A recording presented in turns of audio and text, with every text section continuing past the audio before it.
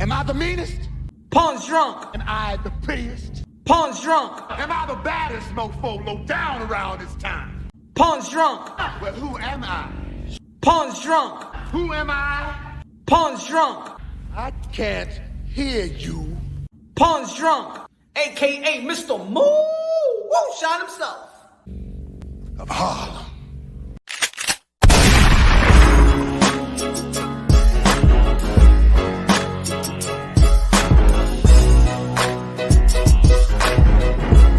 You already know this is Pawn Drunk Boxing, aka Mr. Moo Shot himself, aka El Adobo, aka El Sazon, aka El Borracho. Ladies and gentlemen, good morning, good afternoon, good evening, wherever you at this side of heaven. God bless you all. Ladies and gentlemen, you see the thumbnail, you read the title, and of course, I think there's going to be a constant conversation, going to be a constant dialogue, it's going to be a constant debate, because in the welterweight division, we got a legend campaign in the Manny Pacquiao. We got pound for pound caliber of fighters that in a lot of people's list, they're in their top 5 too. In the welterweight division is in their top 5. Terrence Bud Crawford is in a lot of people's top 5 pound for pound. Earl Spence is in a lot of people's top 5 pound for pound. Y'all already know. Bud Crawford holds the WBO welterweight championship of the world, and Earl Spence, the unified welterweight champion of the world, IBF, WBC. We have a former pound for pound caliber fighter in Keith Tom Thurman, who only got 1 loss versus Manny Pacquiao. We got Sean Porter, probably the one that has humbled the whole welterweight division. Sean Porter, probably the dude that has the best resume. And this is just saying, aside from Manny Pacquiao, because you already know Manny Pacquiao got a cemented legacy, but Sean Porter is the one that actually humbles the welterweight division. We got Danny Silva Garcia, that is still a player in the welterweight division. I know he said that he want to move to 154, but if the price is right, the opponent is right, I think he'll keep campaigning in 147. We got Mikey Garcia, last opponent he beat with Jesse Vargas. He's still campaigning in 147. Maybe he's too small for the likes of Earl Spence, but a good matchup with Bud, a good matchup with Ugas, a good matchup with, Keith Thurman. I think Mikey Garcia, that's a good matchup for him. We got Yordanes Ugas, El Cubano, the current WBA super champion of the world. Look at the names I'm pulling out here. Look at the names. I'm talking about legend. I'm talking about pound for pound caliber fighters. And now the phenom in the sport of boxing. Probably the most, glorified phenoms right now, especially right now. We got Jerome Boots Ennis, who probably in the sport of boxing, the eye test tells you that he probably got the best skills out of anybody, arguably. Boots Ennis, who just beat Sergey Lipinets, knocked him out cold, y'all, an impressive victory. And that was followed up with the impressive one round KO that Conor Ben delivered versus Samuel Vargas. And these are supposed to be the step-up fight. These are supposed to be the fight that's supposed to test them. They ain't get tested. They tested the jaw. They tested the will of these other fighters. The other fighters that were supposed to give them that type of test, they probably retired. They probably retired after that. And you got Virgil Ortiz, a great outing, stopped Maurice Hooker. These guys, this is supposed to be a test. They passed those tests in flying colors. This is the most richest and dangerous division in the sport of boxing. And probably one of the divisions that a lot of people is frustrated about. In a bit, I'm going to have a special guest, upcoming fighter. Good looking now. Hold on, let me see what the peeps in the building. Major Key Boxing in the building. Everybody subscribe to Major Key Boxing. Congrats on the 25K subs. Punch. Smash that like button. Like Las Vegas stripper. God dang. Good looking now, y'all. Good looking now.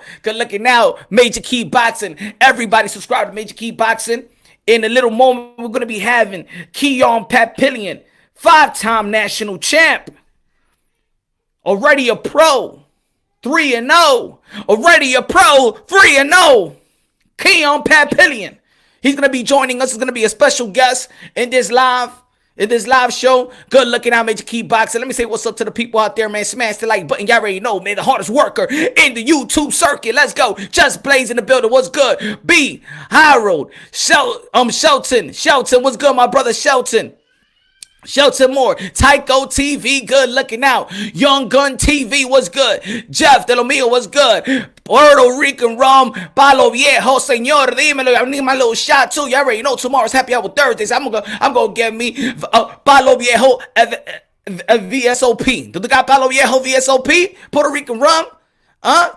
I see the Puerto Rican team, national team, took their picture yesterday with the WBO organization. Shout out to Puerto Rican, the Puerto Rican national team. They're gonna be, showing out. I think they're gonna do good in the Olympics this year, ladies and gentlemen. I think they're gonna do good. Shout out to Puerto Rico.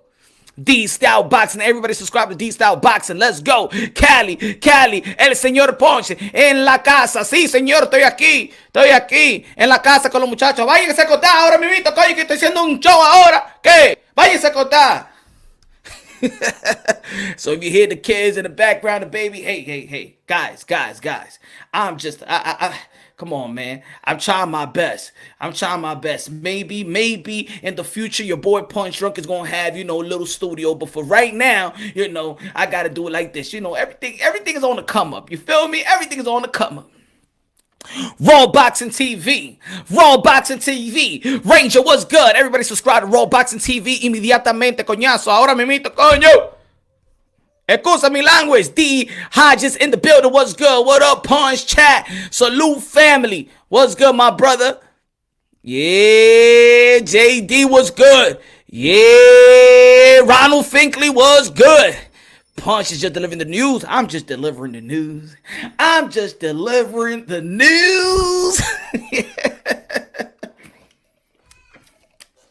Shout out to Bang. Shout out to Bang. Looking for a sponsor right here. This is going to be the only time I'm going to show, right? This is going to be the last time I show. Y'all better sponsors Bang.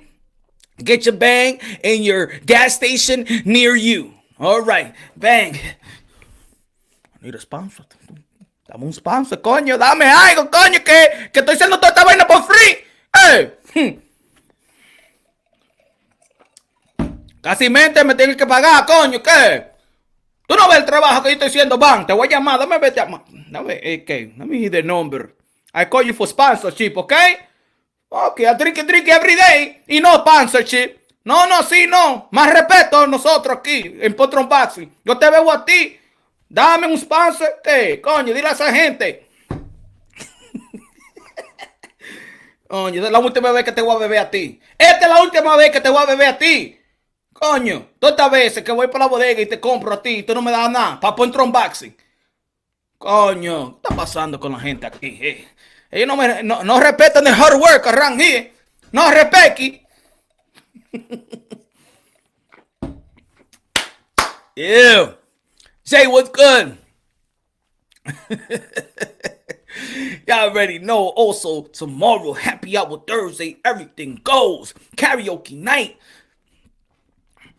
But again, special guest today. Special guest. He's an upcoming fighter. Keon Pat Pillion.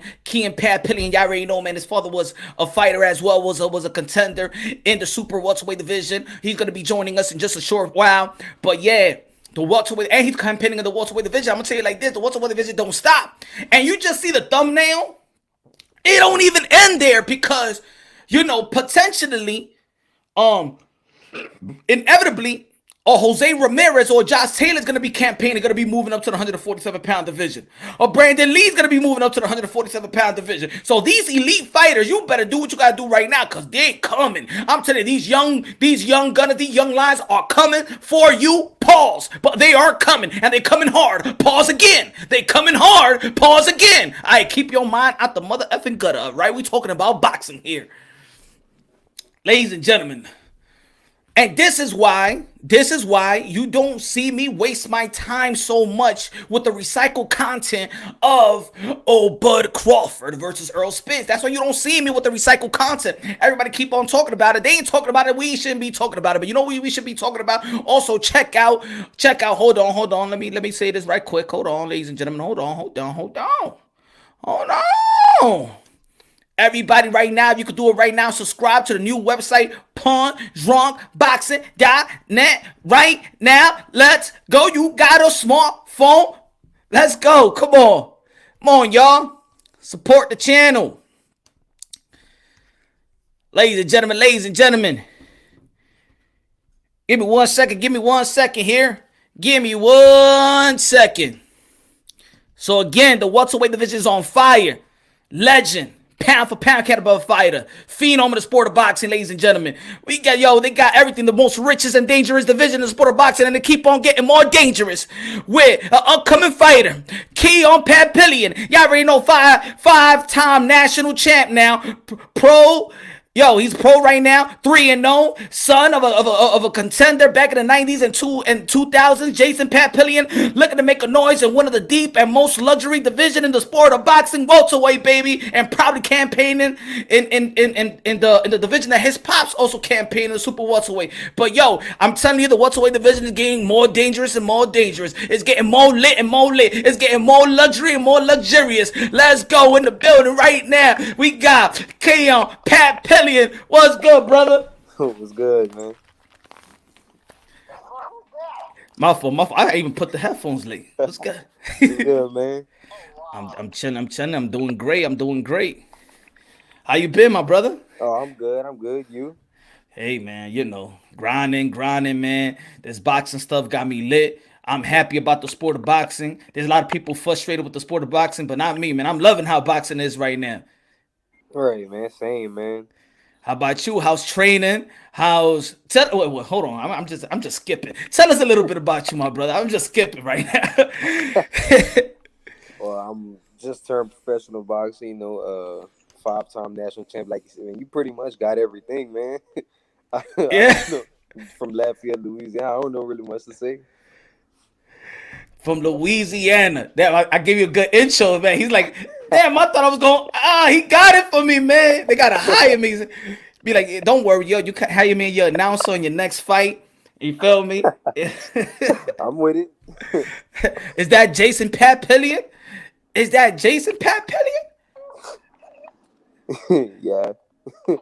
Is that Pops? Yeah. Oh, okay. I think it's glitching a little bit. But what's good, champs? What's good? So of course you campaigning in the welterweight division, correct? Yes, sir. 3-0 last time. Good, brother. Good. Great knockout on your last performance. And you campaigning in one of the, I think, the most luxury division right now in the sport of boxing. And a lot of people right now was talking about the young lions, and your young lion coming up right now. Like, how you feel about the division? How you feel about your progression? And how you feel about, campaigning in that class? Am I in there? I mean, I'm excited, with all the competition, the young prospects and all. I mean, it brings excitement to me, but I got to get to that, stage. But it's just more motivation for me to get there. That's what's up. Jason, Pat Pillion, try to time out and time back in, because I think it's glitching. It's kind of try to time back out and time back in if you can.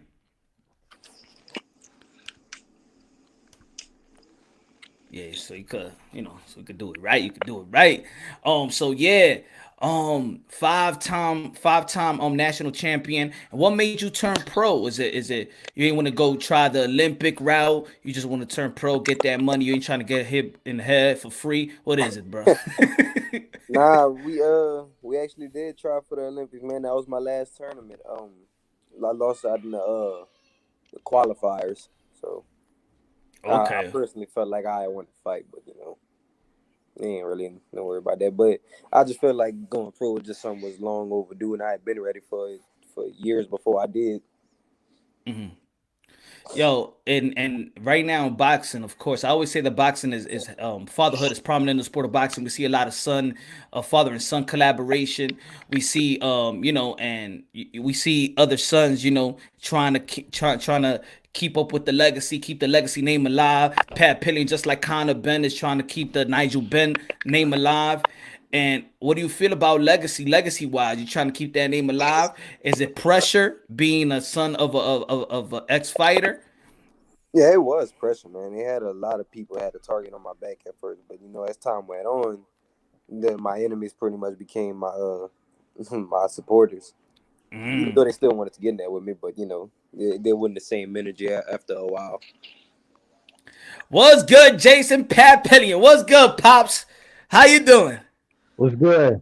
Oh, I'm blessed, man. I'm blessed. How are you? I'm doing great. I'm doing great. Blessed too, man. Thank you, Great. God. Yes, sir. So, hey, your son, he's trying to fill those shoes, So it might be some type of pressure, But how do you feel having your son fighting, and also how you feel his progression? I mean, I'm delighted, man. I'm glad that he chose to do this on his own. He decided that that's what he wanted to do, and I Oh, told him that I would be behind him 100%. He made that choice on his own, and he's progressing real well. And like he was saying earlier, that last name is a target for him, and he's been handling the pressure real well. Training is going well. He's scheduled to fight April 24th. Training is going great. I mean, it's a slow process, but it's the best. yeah, hey, it's everything is a process in life, and no shortcuts, and just put the hard work in, and you're gonna see the roses in the end. April 24th. Who you go where and who you gonna be fighting if you know up to. To be honest, I don't even know his name. I really don't even like. They Just put him haven't. in front of me. I get him. Yeah, Doesn't they matter. didn't really fill me in Anonymous. on him either. They didn't fill me in on him either. But all I know is that it's in Tulsa, Oklahoma. Okay. So, and what you see the difference between the amateur, and when you turn pro? What was the kind of adjustment you needed to make? It was just like the pace, really. I mean, I didn't really have to make no adjustment because they always there to say I have a pro style. So, and that was my problem in amateurs. So it wasn't really that much adjusting. Just not as much of a fast pace, and I got to pick my punches better. Facts. I feel, yeah, I do feel that there's certain fighters that does got a amateur style, and there's other fighters that do got a professional style, and sometimes it doesn't translate, sometimes it does. I seen the two fights that they got, with your KOs, and I say, yeah, he does got that pro style. Some other people got that point system style. Just trying to capitalize off the point, but you trying to knock heads off, so I can understand. You got that pro style. How you feel? You got your own style, or you got you similar like your pop style. What you think? Well, I mean, everybody always did compare me to him, Roy Jones, but I feel personally like as of now, like my style is kind of changing. It's been changing a lot, so it's just jumping through anything. But I feel like I'm whatever I need to be to win. Okay. Other than your pops, who did you look up to? You know. I, Roy Jones, Andre Ward, Floyd, Pacquiao. I think that was my main four I really watched. I didn't really, wasn't at first. I wasn't really into watching anybody else at the time. Okay. That's what's up. Man. They legends, man. You just gotta, right. You take a little bit out of everybody and just remix it and make it your own. Right. Facts. And how since you left the Right. game, Pop, since you left the game, what have you seen anything change about the sport, business wise, and boxers challenging themselves and things of that nature? What you see? Business wise, I think it didn't change too much to where it's all about money now. It's all about fighting who can bring me the most money instead of like when we were doing it, we were fighting to see who the best was. I'm better than you, or you better than me. It's not, oh, I'm gonna make $1 million or 10 million. That I think that's what's hurting the sport right Got you. now. And the competition, the competition is they have so much. technology now than we had, to where they don't they don't really work as hard as when we did in the gym. We Mm. had to grind in the gym, you know. We had to grind. You know, they got all. I mean, they have a lot of technology, man, that can ease that. You know, they strength and conditioning coach that, you know, we didn't really have that when we were doing it. We did it on our own. You know, Yeah, guys. diets. You know, they did all. They got all the good technology now. You know, and I think that's, you know, that's playing a part of what's really happening in boxing right now. You know, if So it would go back to the days when we would fight to see who the best was, you know, we'd have these good matchups like Terrence Crawford and Errol Spence, you know, yeah. the fights that we need to see, you know, instead of Lopez and what's this guy, Casamaro, whatever his name is. He's fighting because he's the number one guy, Or you the know, but mandatory Cambosos. yeah, but you know, they need to start fighting these guys that are up there with them, you know, not wait till like 10, 15 years later and try to fight each other. You know, it takes away from it. You know, and that's the only thing that the sport is missing, man. Okay, I guess I see. So you would like to take Keon. You would like to take the old into the new. You would like to, the business side. There's an evolution on the business side, but you like to bring that retro challenge mentality. Is that what you want for your career? Is that your approach?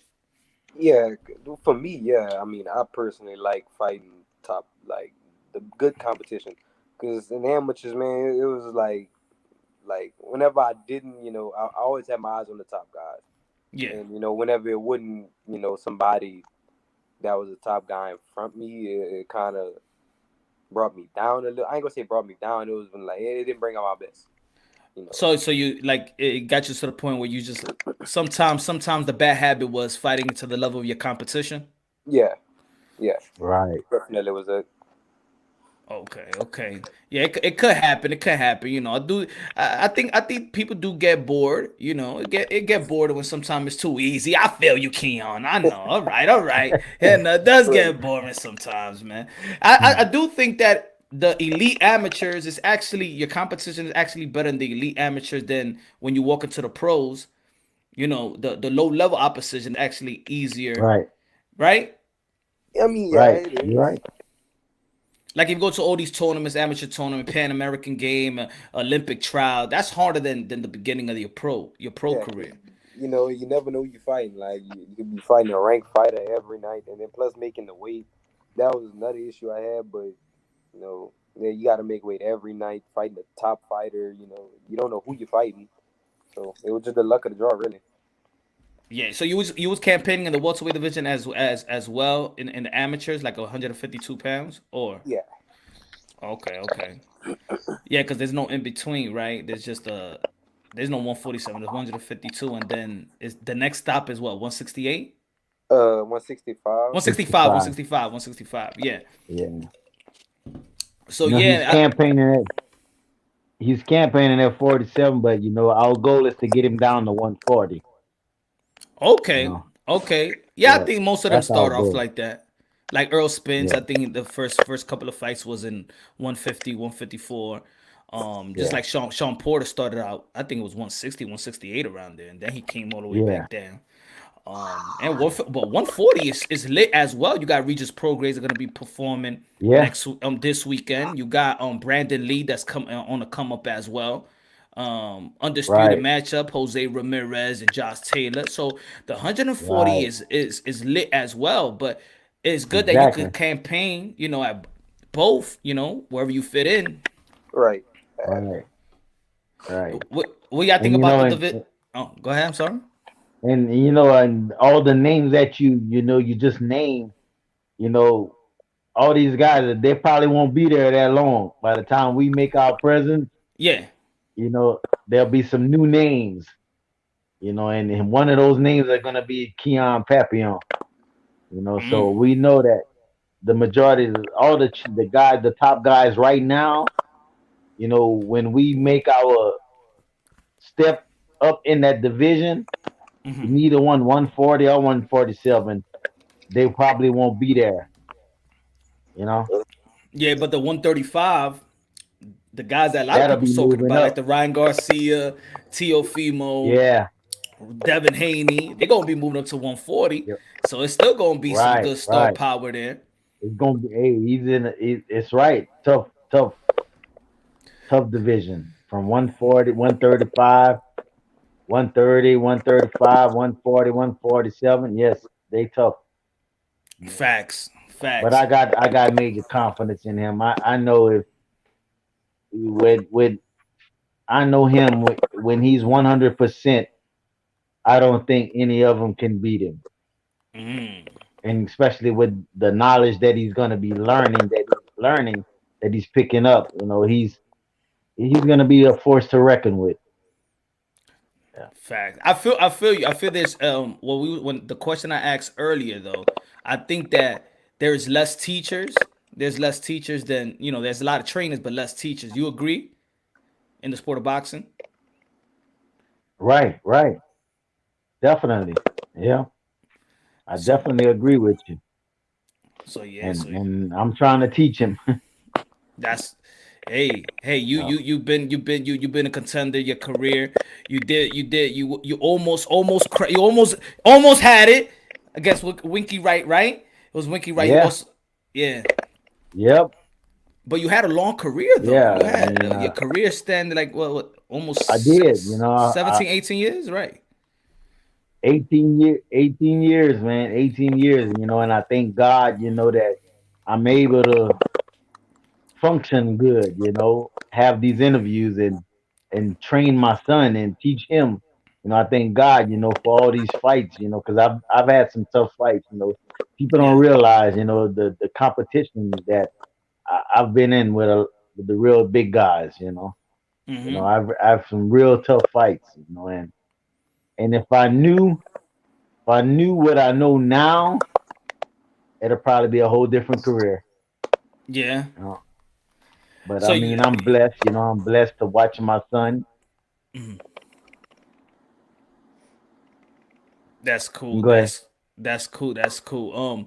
So Keon, what you got your eyes set? What's your short term goal and your and your long term goal? What you want to how you see yourself?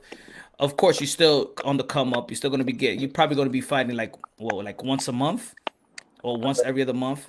Yeah, it's been once every 2 months so far, so we'll probably go push to 1 month after that. So what's your goal this time next year? Where you This want to time be at? next year, Yeah. well, I mean, if we just talking from like out the box in my head, I mean, I'd rather be a world champion at this time next year. But if anything, my goal is just to really just improve on myself. That's all I learned lately is just improving myself instead of putting all these different things out and trying to do this and trying to do that. And just be the best me. Fact. Just like a fighter need to talk.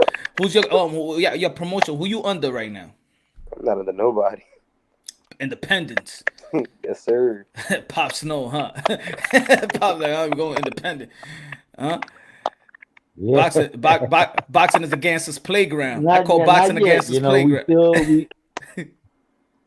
yeah, yeah, we still grooming him. And we don't want to get tied up with somebody early on in our career. That can put us on a hold. So we still grooming right now. We have my manager, the guy that used to manage me, Arnie Rosenthal. He's Keon advisor. That's really helping us out too. He's been having contacts with Top Rank. He's been having contacts with Demetrius, the one that guy that promotes Clarissa Shields. He's in contact with him, but it's nothing major. Just letting them know to be on the lookout. Yeah. Everybody got to be on the lookout right now, especially in this division. And all these elite fighters better be on the lookout because these young Yeah, gunners is coming. They coming and they coming fast. yeah, man. Yes, So April 24th is your next fight. And what's the outcome? it's gonna be like the other, like the same outcome as your last fight. I believe so. Uh, ain't no overtime. Ain't no overtime. It's a fourth round or sixth rounder. 6 rounds. Okay. Oh, so you moving up quick. Yes, sir. Yeah. Yeah. For sixth round, then a couple of them. There's gonna be eighth round, and then all right. I'm gonna soon see you on TV or app Triller. Look out, Ryan Triller. Yeah. I think that's the future though. Yes, The sir. apps. I think that's the future. I think the networks is of course it's always gonna be there, but the way that the young guys are moving, they got the independent mind. They thinking business. They business. They're very business savvy. They know how to use the social media. Not even the prime fighters right now Right. know how to use the social Right. media. So they're gonna go into the table already with that type of worth. And if that's the plan, like y'all coming to the table with, look at this value, That's right. That's definitely right. I agree, man. Yeah, Triller is really set the tone. You know, he set the bar. exactly. Yeah, and They I think just there's gonna be more after him, man. yeah, and I think for some people they might be. I think that there's fans that are kind of annoyed. They wish it was just two networks. But I'll debate that. It's good that we see a lot of platforms. You got Fox, you got ESPN, you got the Zone. Now you got Triller. And I think if Right. Triller does succeed, you're gonna see more. I think you're gonna see a He's lot of gonna, apps really getting into play. And I do think there's gonna be a trailblazer. I don't know which young fighter is gonna do it, but this is what I predict. There's gonna be a young fighter that's gonna take that app. He's gonna hire that technology geek and be like, you know what, I'm going independent and I'm gonna have my own app, my own fight, my own event. And I think when fighters do that, I think it's gonna change the game. it's gonna change the game. Yeah, it'll change the game, man. I agree. Then Yeah, the promoters gotta definitely. really come correct. The belt federation gotta tighten up. Yes, yes. It's some changes coming, man. Triller just put the world on notice. You know, it's gonna be Yeah. some changes, man. Yeah, it's gonna be some changes, but let's just hope it's all for the better. You know, better for these fighters, man. Because, like I said, I mean, I want him, I want my son to do better than I did.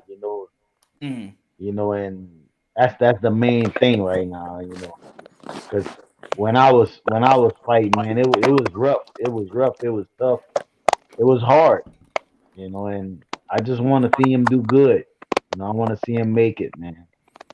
Nah, yeah. God willing, hard work. He's gonna make it there, and it's gonna be rough and tough because he is in one of the roughest division in the sport of boxing. So it's gonna be tough. Right. It's gonna be tough, and Yeah. even just to get the spotlight on him because it is a luxury division. It's Mikey Garcia, is Earl Spence, Bud Thurman, Pacquiao still campaigning there, and Right. now, and it's now that people are actually like, especially after the fight, like I've been knowing about Boots, but it's now that because of that win, now people talking about Boots. But it took 27 fights to now. So this division has got star Right. power. It got a lot of talent in it. What you think differently you got to do to, because I do believe I do believe that you probably gonna have to do more than just what you do in the ring. Of course, you got to take care of everything in the ring, but what you think you're gonna do more so you can get that spotlight on you and let the whole world know, take notice. I can't really say, what I need to do. I mean, pretty much, through social media. That's a start for sure. It's just I feel like I gotta be different in the ring. Be the one that everybody want to see. Facts. Knockout, stoppage, knockout.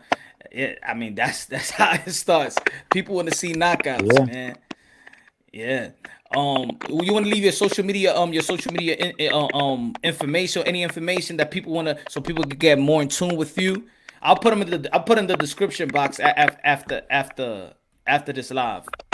Yeah, y'all can follow me on Instagram at BornWinner27. Yeah, that's the only thing I'm on. How about you, pops? You in the social media circuit? Oh nah, that's too old school for you. I mean, too new school for you. Yeah. Yeah. I'm on. Yeah. I'm on Instagram. I'm at I'm a I'm a MF Legend 337, and I'm on Facebook, Jason Papillon. Okay. At first, So they can follow me. They can it's reach out to me. excuse me. At first, when I saw you, when the last name, I'm like, how to pronounce this last name? Because it actually sounds good. Pat Million, Pillion. All right, Papillon, I got you. But Yeah, I can add a little spin to it. Y'all let Papillon. me. Can I add a little Pat Pillion? Right? Yo, we million. Then we come. Oh yeah, you. But it's a legendary name, so we got to say it right. But I do like that Pat Pillion. What you think about Yeah. that, Pat? Hey, we hear it all the time, man. We Right? hear it all the time. At first, All the I'm like, yeah, time, it man. sounds good, Pat Pillion. Like, oh, it has a ring to it. So guys, man, thank you for chopping it up with me. Getting to know a little more about you, and of course, man, we're gonna keep an eye on you. Of course, and April 24th, we're gonna be talking about that. I'm gonna be talking about that, and then at the post. I hope you could come back and we chop it up and see what's next after that. Be glad to, man. Much Definitely. appreciated. Thanks, man. I So appreciate it, man. no, I Yeah, appreciate. thank you for having us, man. Thank you, and I appreciate y'all, man, sharing your talent to the world. Y'all modern day warriors, modern day gladiators. You know, everybody out there always pray for these fighters, man. There's the hard work right here, man. This life or death type of sport. So I always praise fighters, man. This is the reason why I do this. I love fighters. I love your work, the determination, and everything else, man. It takes a lot to be a fighter. Appreciate it. Yes, sir. All right, brothers. Take care. You Take too, care. bro. You too, man. Stay safe, man. All right, brother. All right. Ladies and gentlemen, Keon Pat Pillion. I like Pat Pillion. I like that how it sounds. Pat Pillion. Papillon. But yeah, man, it's just this sport is just growing. It's growing, and I'm happy, bro. I am happy to see the sport of boxing. Maybe not be growing in fans, but it's getting to the point where it's getting stacked up, and it's getting stacked up with young gunners. It's still a lot of prime fighters. Legends is still campaigning around. Manny Pacquiao, y'all heard what I said. Y'all read what I said in the title. Manny Pacquiao still, in my opinion, is still the daddy in the welterweight division. He's still there. He's still the Dawn. The Dawn. And until he leaves or somebody actually beat him, because it seems like Manny Pacquiao wants somebody to beat him out into retirement. He needs somebody to give him the pink slip. Manny Pacquiao reminds me of Ric Flair right now. Do y'all remember Ric Flair? When he was like, when he faked the whole crowd that he was gonna retire. You remember when he faked the whole crowd that he was gonna retire? He was like, ladies and gentlemen, I just want to tell you all that I will never retire. I will die right in this ring. I think there's Manny Pacquiao. Manny Pacquiao ain't going nowhere until you beat him in retirement. You got to be the pink slipper. You got to be the guy that's going to give him the pink slip, to go and give him the 401k. Manny Pacquiao ain't going nowhere, I think. He just gave up the belt because it'd be like, you know what, I could be Keith Thurman. I ain't even... If you saw Manny Pacquiao's face when he went to it was the Mikey Garcia. Remember, he went to the Mikey Garcia and Errol Spence fight, and he's like, that's the guy we're already talking about. He stepped inside the ring, he's the guy. He can't even knock. If he can't knock out him, I think Manny Pacquiao, to be honest, is not really impressed with anybody in the elite. I really don't think so. I think he felt like that beating Keith Thurman, and then I think he felt like that when he saw Earl Spence and Mike Garcia. Like he's like, huh, really? Okay. Yes. I think so. I think with Manny Pacquiao, I think that's why he gave him the belt. Like he gave the man, please. And people talking about giving the belt, he gave the belt, and we still don't see no fight. Still don't see no fight. I give the belt and nobody fighting anyway. Nobody want to do nothing. This is Manny Pacquiao. Nobody want to do nothing. I give the belt. I could ask WBA to give me the belt right back, and I'm still going to be doing more than these dudes. Manny Pacquiao came to the PBC banner, and he has fought one of the best competitions since he's been here. He fought Keith Thurman. But Crawford haven't fought that type of caliber fighter. Of course, Sean Porter has. Earl Spence fought, but Earl Spence did the same thing that Keith Thurman did. And this is why I say that nobody's head and shoulders above anybody in the welterweight division. I'm talking about in terms of the elite fighters. So yeah, you could debate and you could argue when people want to, but for me, it's not even a debate. Because I believe that anybody could get anybody. That's what I believe in the welterweight division. I believe anybody could get anybody. I believe that Earl Spence could beat Bud, but I also believe that Bud could beat Spence. I do believe that Sean Porter in the rematch could beat Spence, but I could think that Spence could beat Porter again. Porter. I think Porter could beat Bud. I think Bud could beat Porter. I think Keith could lose to Porter on the rematch, but I could still think that he'll beat him again. I think that Earl Spence could lose to Thurman. I think that Spence could beat Thurman. I think a rematch with Manny Pacquiao, Keith Thurman beats him. I think that Manny Pacquiao could beat Thurman again. I think Ugas probably could beat Sean Porter. And Porter beats him again. I think that Dennis Garcia and Ugas will be a great fight. I think that Dennis Garcia versus Mikey Garcia will be a good fight. I think that the welterweight division, of course, is the richest and the most dangerous division of the sport of boxing. But it brings a lot of frustration to the world of boxing. Because, of course, people want to see this matchup. I never was so frustrated. I was never overly asking for a Bud and a Spence fight. You know why? Because I never thought that they were a 1 and 2. On paper, they could be a 1 and 2. But in terms of style and mixture, I think they all could be one another. Any given Sunday. Football term. That's why I really don't get, if I'm going to get frustrated as a fan, it's because they haven't fought enough. That's it. That's the only time I get frustrated as a fan, that they don't fight enough. Right? I don't know when they schedule with a fight.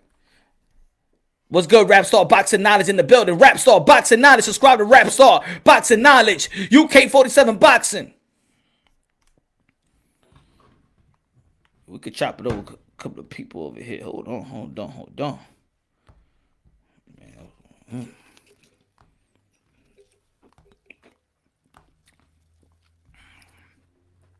Give me 1 second, y'all. Give me 1 second. Give me one.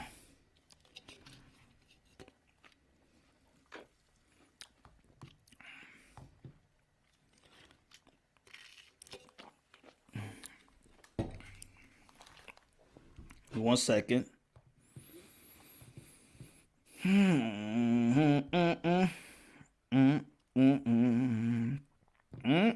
Pancho, take it away, Pancho. Pancho, hold on. Take it away, Pancho. Anyway. Dennis told me. Dennis let us know. Said it never means me. Had a money bone. Wait a minute. Screaming when out low.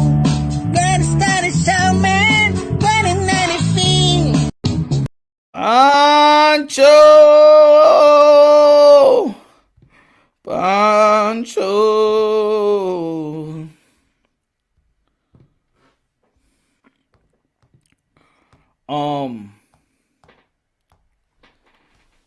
So yeah, welterweight division is the richest division and most dangerous division in the sport of boxing. You can't handle the truth.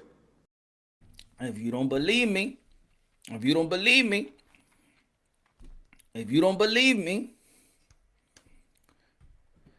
Rap Star Boxing Knowledge! UK 47 Boxing, what's good? Hey, I need some of your energy, bro. I just got up. I need your energy, bro. I need that energy. You want the energy drink or you want Punch Drunk's energy? I need the whole fucking energy, Punch. I need to get ready for a live. We're cooking tonight, bro. I told all those channels, you better fucking change your energy, bro. But they don't fucking listen. Grown fucking old men, they don't want to listen. So I'm cooking tonight, bro.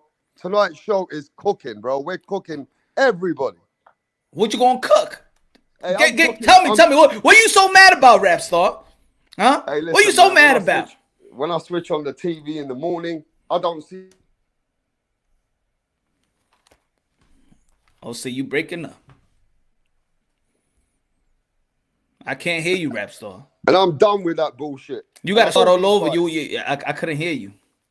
Hey, can you hear me now? I hear you good now, loud and clear.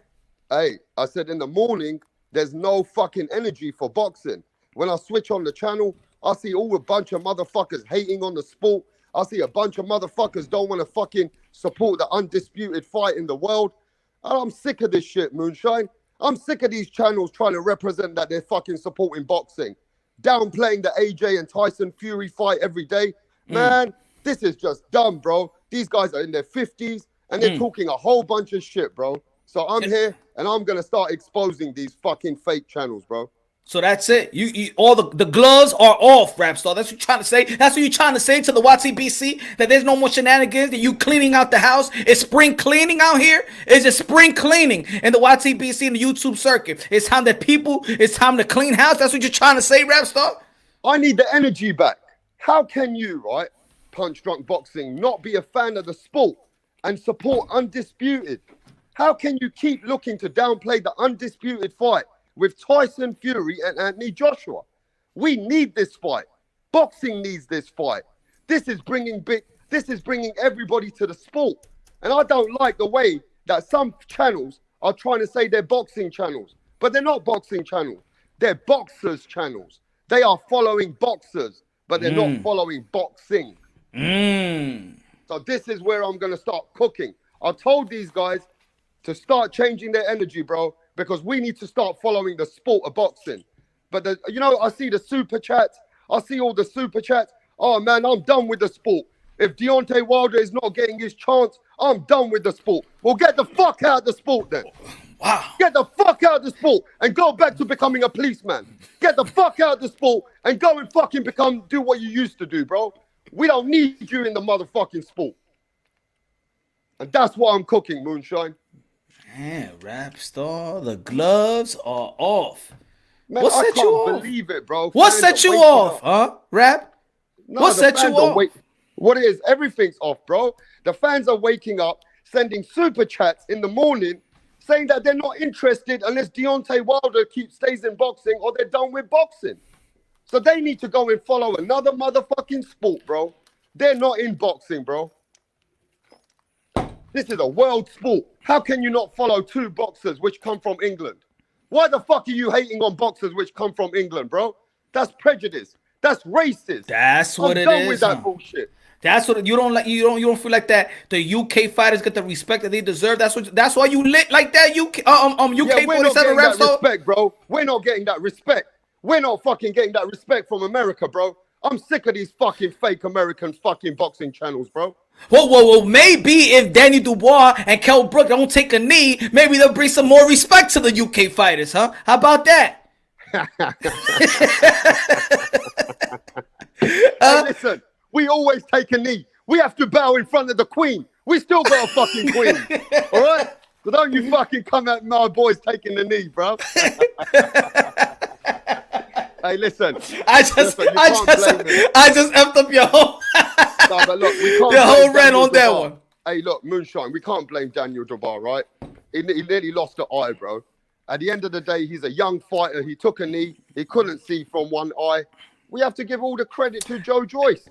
Ebony Joyce Bridges made him do almost that, lost. bro. Ebony Bridges from Australia almost lost her eye. And she kept on fighting, and she's a lady, huh? She Yeah, proved she got more balls than the Kell Brook and the Danny Dubois, huh? UK fighters are taking knees out here, son. They taking knees, you Rap Star. Well, the first fucking guy, Kell Brook, right? Let's just talk about Kell Brook. Both of his eye sockets were gone before he went and fought Terence Crawford. Yeah? So let's be honest, bro. We knew about Kell Brook. We knew Kell Brook was finished. Bob Arum knew he was finished. Terence Crawford knew he was finished. So Kell Brook was history, bro. But don't talk about Daniel Dubois, man. Come on, give him a chance. You know, I like Daniel Dubois. He's a young boy. You know and I know. You know, at the end of the day, he's got a lot ahead of himself, man. So he probably had to take a knee. But who made him do that? Who made him do that, bro? Another British Joyce. fighter. All right. Okay. You see. Another All right. British fighter made him take a knee. Okay. You came back with a comeback on that one. All right. We understand that. Yeah. We But no, understand. look, bro. I'm just saying, man. I'm sick of waking up in the morning sometimes and looking at people downplaying the Undisputed fight. That shit has to stop, Moonshine. So That you shit wake needs up to in be the pulled out. so you wake up in the morning, you click on YouTube, and since you're Yeah. so much of a boxing fan, you want to hear other people talk about boxing. But then when you tune in, you don't know if they're a boxing channel or not. You don't know what the hell is going on. Is that you trying to say that these are, people disguising themselves as boxing channel, but they're really not about boxing? Bro, they're not about boxing. They're about sarcasm. They're following a sport indirectly. They're just trying to take shots at us in England. They're just constantly taking shots at Anthony Joshua and Tyson Fury. I Why mean, is look, that? the problem I have is not the channels only. It's the subscribers how are constantly sending the, how they send the messages, how they're fucking downplaying the sport in my country. I mean, what, you guys don't think in England that we don't exist, do we? We run the fucking boxing. Ooh. England runs boxing, bro. The heavyweight England put division. boxing together, bro. Let's just not forget. We run the whole heavyweight division. Who We invented own the boxing? heavyweight Who division. invented boxing? The Queensberry rule. Who invented that? England. That's why, huh? You don't feel Yeah, like I'm the just England get the saying, I respect want that they respect. deserve. I want respect for the fighters in England, for the other side of the pond. You guys need to stand up for the fight, for the Undisputed, for the biggest fight in the world. You got to support England. You got to stand with England because this is a worldwide sport, Moonshine. Look, I'll stand for England because hey, this is the sport that we love. I understand that. But let's not forget, Rap Star, that the best of England needed to come to the US and train if they want to be the best of themselves. They gotta come here. Hey, Do you agree on that? Point. That's a good point. Joe Kawasaki never fucking came anywhere, but he still beat the fuck out of everyone. But that's a good point. What did Tyson Fury have to do to be the baddest man on the planet, Deontay Wilder? What he needed to do, he could have needed to come to America and get some American training, right? Am I right or wrong? If you want to conquer the sport, you do need to come to America. If you want to take over the sport and you want to be the king, you need to come to America. Okay, you'll see. It's a give and take. You feel me? And that's why Tyson Fury is the gypsy motherfucking king. And you guys have to step up to Tyson Fury, whether you like it or not. He is the fucking man right now with Anthony Joshua. So the American people, just like they love Deontay Wilder, show the fucking same love for Tyson Fury and Anthony Joshua. That's all I'm asking for, bro. So you see too much a division that it shouldn't be a division. Yeah, bro. At the end of the day, I feel like a lot of these boxing fans and boxing fake channels, they weren't following boxing. They were following Deontay Wilder. Oh. And now that the Deontay Wilders let them down, they're finding other ways to hate on the rest of the sport. And now they're finding ways to get their anger out on the Undisputed fight, which is going to be exposed. I'm exposing these guys in a bit. I've made some videos. I've edited some shit. So now they better watch out because I'm putting some videos up soon, bro. You know what? That part, I totally agree with you. I totally agree with you. Like, okay, I understand your favorite fighter lost. I was going for Deontay Wilder. I went for Deontay Wilder the first fight. I went for Deontay Wilder the second fight. But hey, the first fight, he got outboxed. The draw, hey, it was a draw. That was a gift, in my opinion. I mean, it could have, you know what I'm saying? You could say that Wilder, if it was like a fight from the naked eye, if you're not a person that judges boxing, you would think, okay, you take the draw because the dude knocked him down 2 times. He's a champion. You want a champion. You want a guy that really takes the belt from an undefeated champion. I can understand that. I'm not mad about the draw. I'm not mad about the draw. But that second fight, he got his ass whooped. That second fight, he got his ass whooped. Whiz ass zooked. Yeah, and look, I respect Deontay Wilder. I appreciate, he's been through a fucking bad loss. But the fans want Deontay Wilder to fucking die or something, bro. These fans are not Deontay Wilder fans. They don't thinking about Deontay Wilder's well-being or nothing. They're like, just put Deontay Wilder back in there. We don't want to see Anthony Joshua. We want to see Deontay Wilder and Tyson Fury, or we don't want to be in the sport. Well, get the fuck out of the sport then. True. That's it. Get the fuck out of the sport. Because these fans, which are saying that they only want to see Deontay Wilder and they don't want to see Undisputed, that's a toxic. I have never heard in the history of the sport that you don't want to see the biggest fight ever take place. Facts. I just never heard of it. I never heard of it either. If you call yourself a boxing fan, this is why when I said that if you are against, if you don't want to see the Undisputed, I'm talking about the Undisputed, the number one crown, the major crown of all of boxing, the Undisputed heavyweight champion of the world. Man, they look at the ring to it. Even when I say it, damn it gives me goosebumps. Rap star, the Undisputed heavyweight champion of the world. And people out there, there's people out there, there's little cockroaches out there that don't want to see that. Yeah, there's a lot of people, right, moonshine in America, right? They're angry about the Undisputed fight. They're not about. You can't be a boxing fan. You cannot be a boxing fan. I don't care. For me, and you know what? I'm gonna say it like this: you cannot be a boxing fan if you don't want to see that, and that's not a debate. That's not debatable. I can no. Nobody could come tell me. But he had a contract. You know, damn fanager. I don't care about the contract no more. I don't care. It's not my contract. It's what I want to see. It's what I want to see. Yeah, man. I've just never seen this in my time and being in the sport. I've never seen it. I've always supported. Imagine when the biggest fights happen in America, just like with Chocolatito versus Estrada. Most of my friends in England, we're staying up at 2-3 o'clock in the morning supporting that. When Jamal Charlo is fighting Tony Harrison, bro, we're staying up. When Errol Spence is fighting Danny Garcia, we're staying up. We're supporting this shit. So why can't we get the same love? And we get the same love. And I would debunk that talk when people say, "Well, you know, you gotta honor the contract as a fan. He gotta honor the contract. That's why they had a contract." Let me tell you like this. I'm gonna give you an example. Errol Spence had a choice. Right. Fight a mandatory right now. Fight your mandatory, but they'll give you a voluntary. But if you take that voluntary bout, you will have to fight your mandatory within 90 days. When he fought, remember, he could have fought Miguel Cotto. Remember, Miguel Cotto was interested in Errol Spence as an opponent for his finale, right? He didn't want to sign with Golden Boy Promotions or whatever to get that fight, but he still got a voluntary. He didn't need to take the voluntary, but he took the voluntary. But knowing if you take this voluntary, in 90 days you got to face your mandatory. Right? So I'm going to give you an example. So, okay, he fought Lamont Peterson, right? And this is the time when people be like, yo, Errol Spence is being dug or no. And I'm like, nah. If he takes this fight, he got another fight that he got to fight. He got to fight his mandatory after that, right? So he took the Lamont Peterson fight, right? Now, I'm going to give you an example. If let's say, after Lamont Peterson, and the guy, the champion, let's say Keith Thurman would have been like, yo, let's fight right now.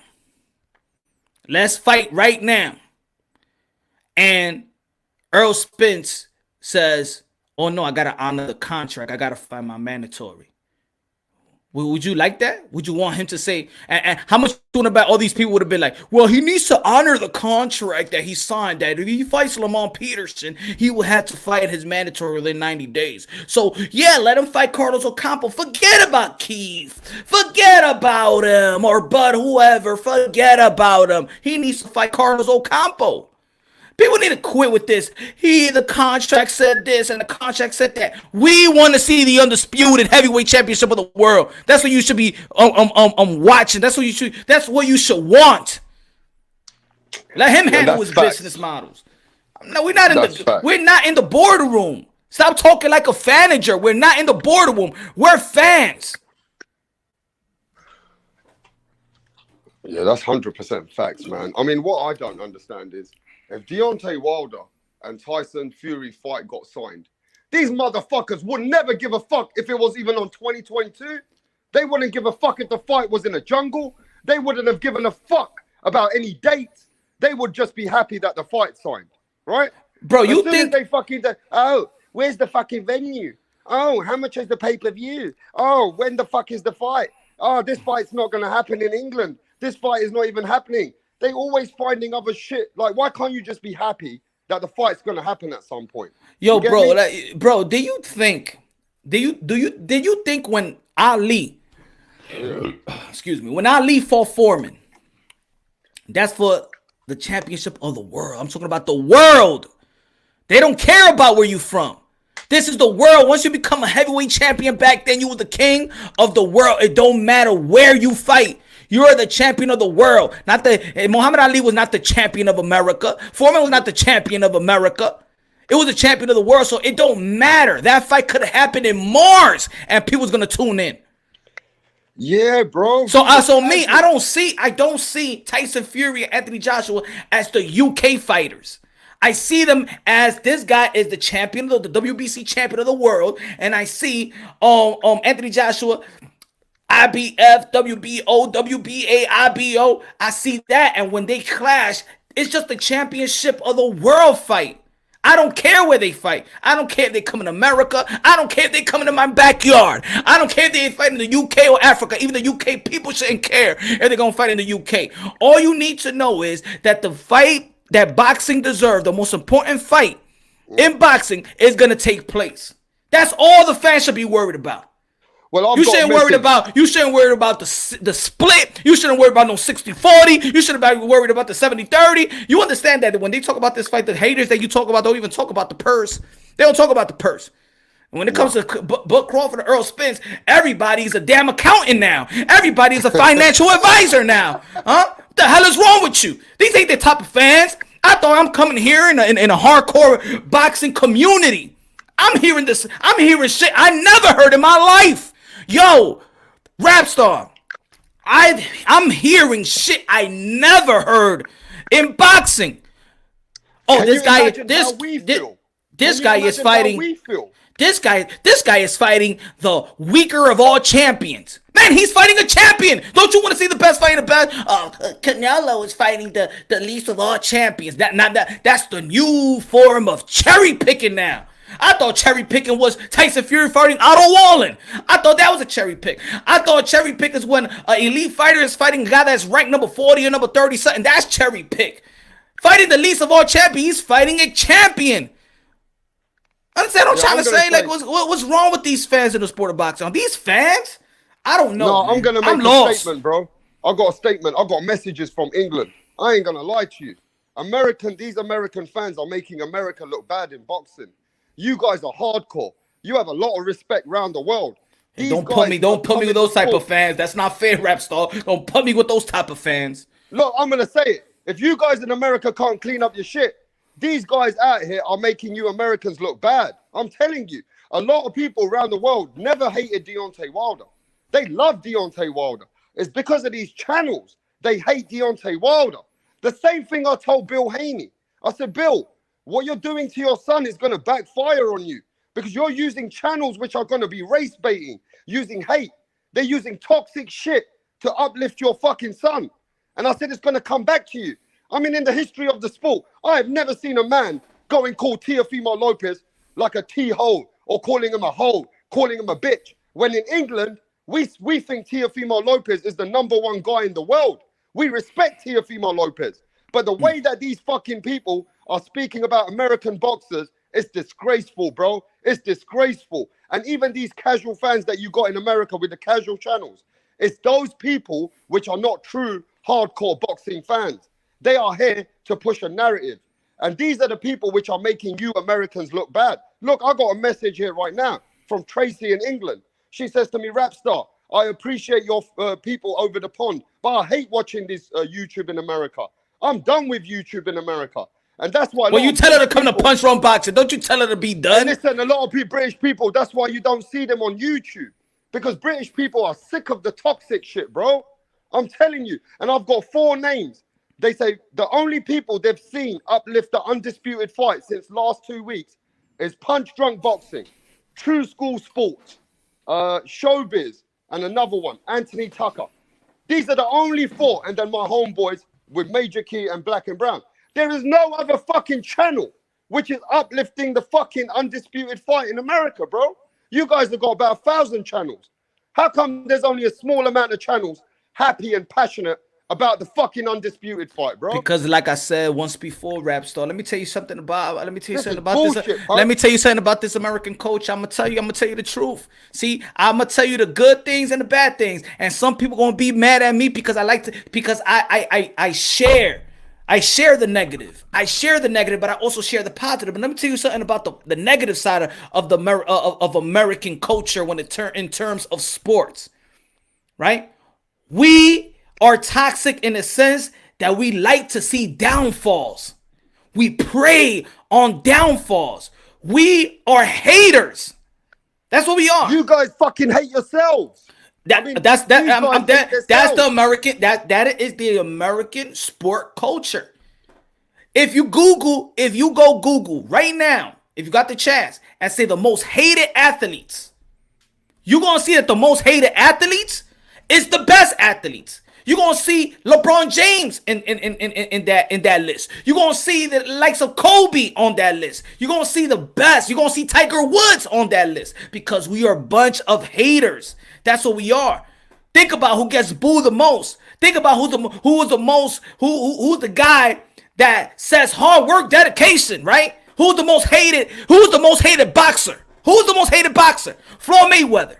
Huh? You think Muhammad Ali was liked? You think he was loved? He was hated. This is what we do. We hate on ourselves all day. That's the toxic of America. This is why when a UK fighter like Ricky Hatton, like Lennox Lewis, like Frank Bruno comes over here to the States, they take over. They overshadow because there's no fucking cheering in America. There ain't no cheering. A fan will go to a boxing fan and he thinks it's his event. You understand what I'm trying to say? An American fan will go to a boxing event thinking that it's his party. That's why you see him with a drink. Hey, the UK fans, they come here and they cheer. They buy all the bar in the Strip. They buy all the bar. They take over Las Vegas. Y'all got passion. Y'all love your fighters. Y'all love your countrymen. For our fucking fighters, bro. America we don't. Die for our fighters, bro. America don't. That's why the best pound for pound fighter in America, they like to say, is Bud Crawford. Can't sell over 100,000. He can't. You know why? Because they don't support. They don't support. The only reason why Floyd Mayweather really was getting that type of money because they wanted to see him fall. They wanted to see him fall. What did Floyd Mayweather say in one of the last interviews that he had? He said that I get hated by my people the most. After all he's done, he gets hated by his own people the most. Yeah, but you know what's a shame, bro? I'll tell you what's a shame. Seeing toxic. Your American culture, seeing your culture not supporting your fighters, it makes other people in the world we're shaking our head, bro. No, let me tell you, Canelo Alvarez. Anybody in this world would love to inherit Canelo Alvarez, bro. I'm telling you. Well, he's Mexican. Now. The Mexican people love him. Yeah, but I'm just saying, when we're talking about if we could inherit Canelo Alvarez and let him wave our flag, we would stand right behind him. You're talking about dying. You know, you got ride and die fans out here, bro. We would ride with, and if we had Teofimo Lopez, we'd be celebrating him. If we had Errol Spence, we'd be celebrating him, regardless of the situation. If we had any one of those fighters, even Shakur Stevenson, we'd be celebrating him. Why do you think celebration, bro? I don't see you guys celebrating. We don't. There, it's the culture, bro. It's the culture. That's why. And this is the sad part about it. Yeah. We know our culture. See, I'm saying our culture. I'm saying that if somebody else listens to me, they'll be like, yo, Punch is right. But why the fuck Punch is saying that? He's stupid. They'll try to diss what I'm saying, but they know I'm right. But this is the sad part. And this is when it really, really doesn't make sense. We don't support our fighters collectively. But then when we see a culture that support their fighters, we hate on them. We hate that they love their own, that they support and love their countrymen. We hate that. We hate our fighters and we hate others that love their own too. But You the know, people the in the other sport of thing boxing, I I'm gonna want- tell you like this. But I'm gonna tell you like this: the people in the sport of boxing, they know. The people, the boxers, they know. Why you think in their biggest fight? I said this once before. I said this, smash the like button, ladies and gentlemen. I said this once before. Why do you think in their biggest fight they pander to the Mexican fan base? Why? Floyd Mayweather, when he fought Oscar de la Hoya, what he had on? The sombrero, the Mexican colors, to pander Oh, yeah, to the Mexican yeah, fan yeah, base. yeah, yeah, When that's Earl Spence fought his first pay-per-view event, what colors he had? It wasn't the Yeah, red, Mexican the colors. red, white, and blue. It was the Mexican colors. When Gervonta Tan Davis had his first pay-per-view event, what colors he had? Mexican. The Mexican colors. They know that they don't support. They know that they have to go outside the American culture and even their own, if you want to even implement their race to get the real support. They know. If I say that, they'll be like, no. But it's true. In their biggest fight of their career, money, luxury, they pander. Yeah, but you know, pander. I'm gonna tell everybody, go check out the British culture. There is no fucking racism when we are fucking supporting our fighters, Moonshine. We don't give a fuck. We will support them because they're from our country. There is no fucking black, white, brown, anything when it comes to supporting your British fighters. We are all one. But you guys in America, they're all American, and you guys are toxic against each other. Not you guys, but you know what I'm saying. Those American minority culture is so fucking toxic for the sport. They bring in personal life stories and personal, they bring in all this other bullshit emotions and feelings into the sport of boxing, which doesn't need to be there. So this is why I tell you, that you think that they may be hating the UK fighter, they're actually hating themselves. They hate y'all because they hate themselves. That's the realness. If you don't love yourself, you can't love everybody else. The reason they hate UK fighters is because they hate themselves. And then they hate the way the people support Anthony Joshua. They hate that Tyson Fury comes to America, he gets supported like that. They hate that. But they don't even support their own. They don't support their own. I saw that. You know when I really, I knew it, but when I actually went to the fight, I saw it. Wow. And it was a fan base that it was a fan base that it was not a Mexican fan base. It was not a UK fan base. When I went to the Erickson Lubin, I'm gonna say this all the time. Because I seen it. When I went to the Erickson Lubin fight versus Charlo, and I said this before, and they put Keith Thurman on the Jumbotron, they was booing him. Then they switched and they put Deontay Wilder, and people was booing. Oh, this was not no Latino. It wasn't really the Latino crowd. It was American crowd for that card. It was American crowd, and I said in my mind, time out. This guy just beat Danny Garcia. Why is he getting booed? Why is this guy getting booed right now? I don't understand. Why is Deontay Wilder that just had a spectacular knockout right here at the Barclays Center? Why is he getting booed from his own people? Why? I couldn't understand. When they put Earl Spence, they cheered. They did cheer. But the other guys, I'm like saying, these guys right now, when I'm sitting down in the seat, they have done more. Right? Why are they getting booed? They're supposed to be the one that's getting cheered. I don't understand. Yeah. We hate our own, bro. It's like this. It's like on the come up. We love it. We even speak so highly. You see, like let's say Edgar Berlanga right now, or let's say like Shakur Stevenson right now, right? They speaking highly of it. They haven't really achieved something. And then when they reach the pinnacle right there, now we want to see the downfall. He ain't fought nobody. He needs to prove something to us, just like they do with Teofimo Lopez. Teofimo Lopez hasn't done nothing. Teofimo Lopez hasn't done nothing. He just beat Vasily Lomachenko.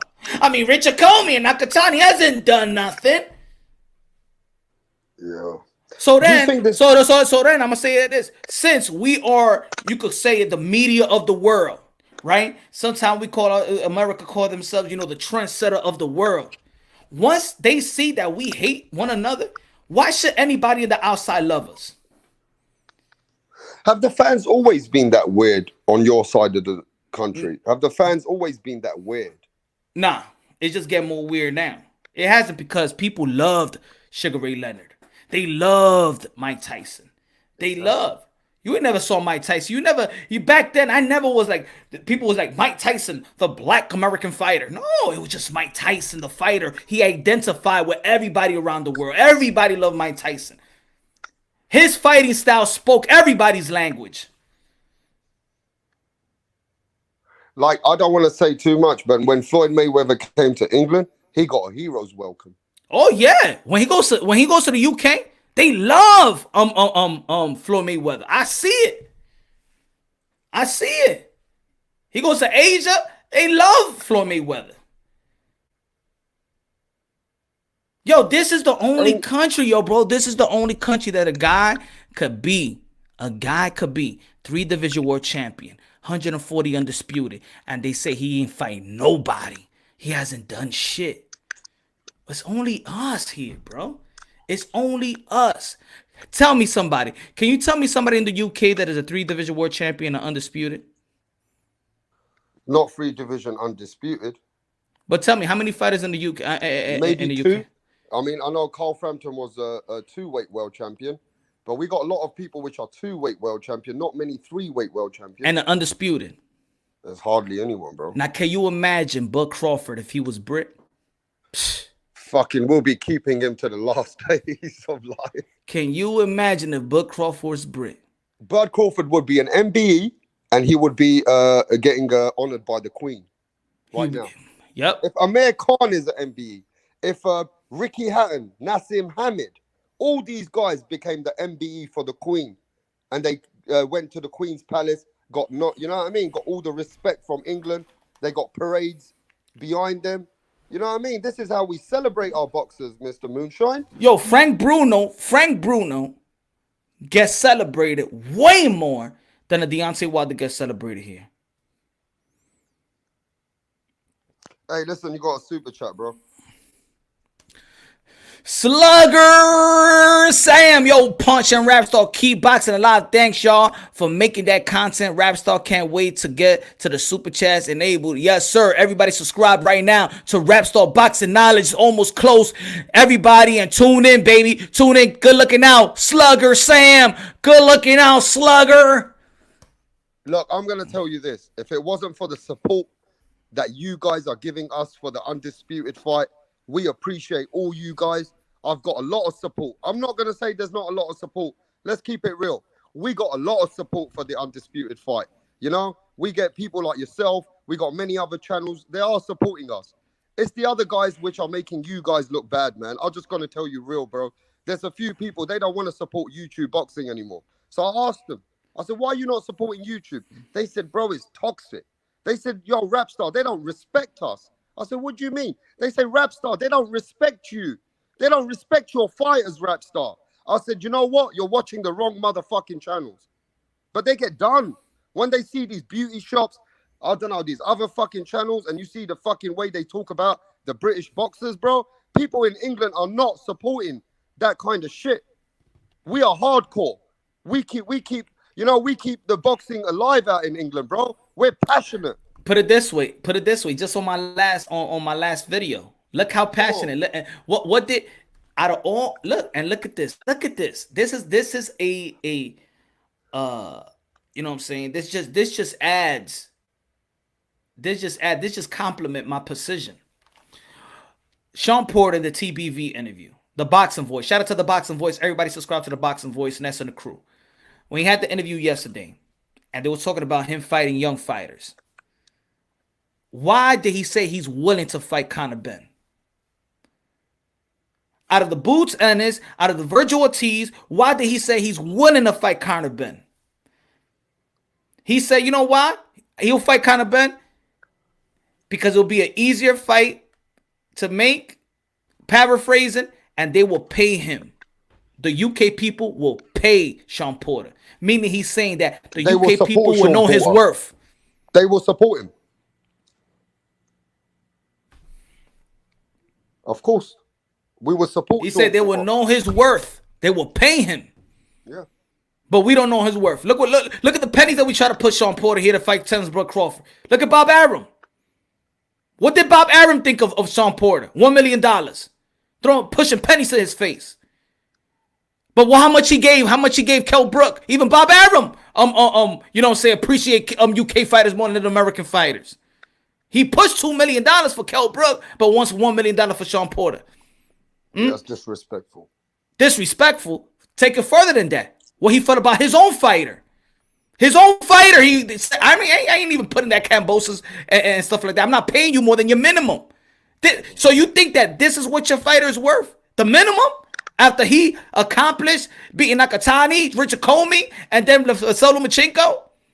Your golden goose? One of your golden goose that you have invested so much in, and you let your guy go, your young fighter that everybody an accomplishment, and you don't think he's worth, and then another entity outside of boxing knows the worth of your fighter more than yourself.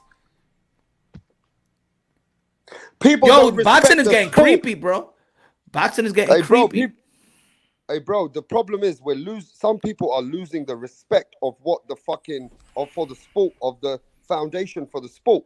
I mean, let me just say this. I love Sean Porter. But Sean Porter at this age and him going in the ring and training that hard to give the fans what they want, Sean Porter is taking a chance on his health. Sean Porter, every time he goes in the ring, right, the way he fights, you know what I mean? He's putting his life on the line. People forget that shit. Moonshine? They think boxing is fucking what? Hockey. What do you think boxing is? Golf. No disrespect to those sports. They're multi-billion-dollar sports.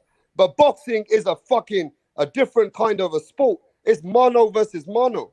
Now, I don't want to mention no names, but I know boxers that I'm not going to say too much, but you know this.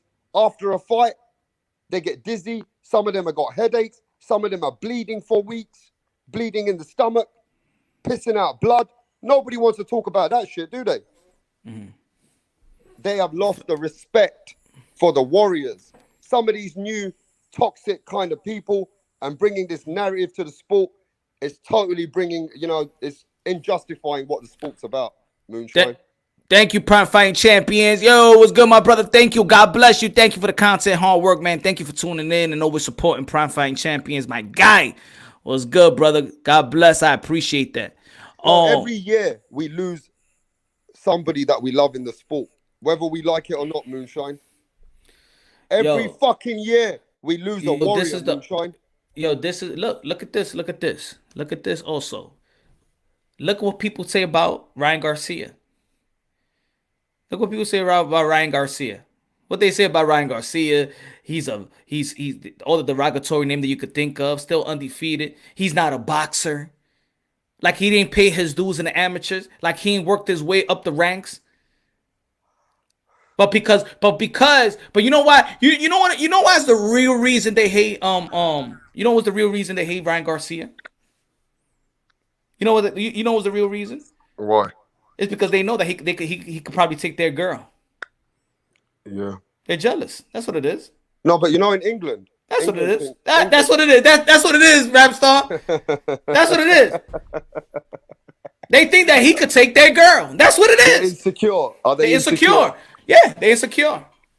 They're insecure. But I've got to tell you, Ryan Garcia in England, they are fucking knowing that he's the real deal. After the way he put Luke Campbell to sleep, like the way he knocked him out, Ryan Garcia gets a lot of respect in England, Moonshine. I'll tell you that much.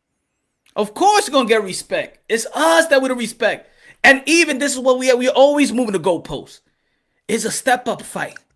And every time they step up, now it's to criticize that step-up. Then it's to, like, for example, the Boots Ennis. There's some people that be like, yeah, Boots, it's ready. Then there's going to be other people that be like, he just beat Sergey Lipinets. Who Sergey Lipinets beat? I mean, he's 140. He's this and that. Trying to take away from everything. Conor Ben beats Samuel Vargas. But who did Samuel? But at first it was a step up. Maurice Hooker was a step up. But then who Maurice Hooker beat? That's us, bro. We are the most toxic fan base of all of sports, bro. Of all the sports. Oh, is it the same in basketball? Is it the same in American football? Of course. In basketball, I was one of the biggest basketball fans. I don't watch basketball no more. I don't watch the NBA no more. I don't watch the media. I don't watch ESPN talk about basketball. I'm gonna tell you something like that. I don't know how much you know about basketball. A triple-double was one of the hardest things to accomplish in basketball. A triple-double there was a record. There's a record of the of averaging a triple-double in a season. I thought in my lifetime I would never get to see the chance because Oscar Robertson, he did it, but there's not a lot of footage of Oscar Robinson. I would have never thought nobody could have that record because did Michael Jordan ever do the triple-double? No, and in a season, no. Then LeBron when the guy, James? Nope. Kobe? Nope. Okay. So let's say Russell Westbrook, he's the guy. A whole season, triple-double. The first time that we actually see it with our own eyes, because we didn't see Oscar Robinson with our own eyes. We didn't see it. As an American public, they didn't televise Oscar Robinson. This is the first time that we see it. You know what they say after that? He's stat padding. What? He's just stat padding. He's not really trying to win the game. He's just stat padding.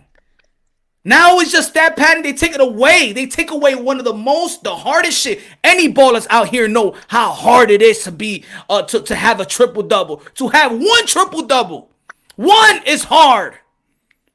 He has it a whole season, and then the American public switches around and say, oh, anybody could do that. I mean, he's just stat padding.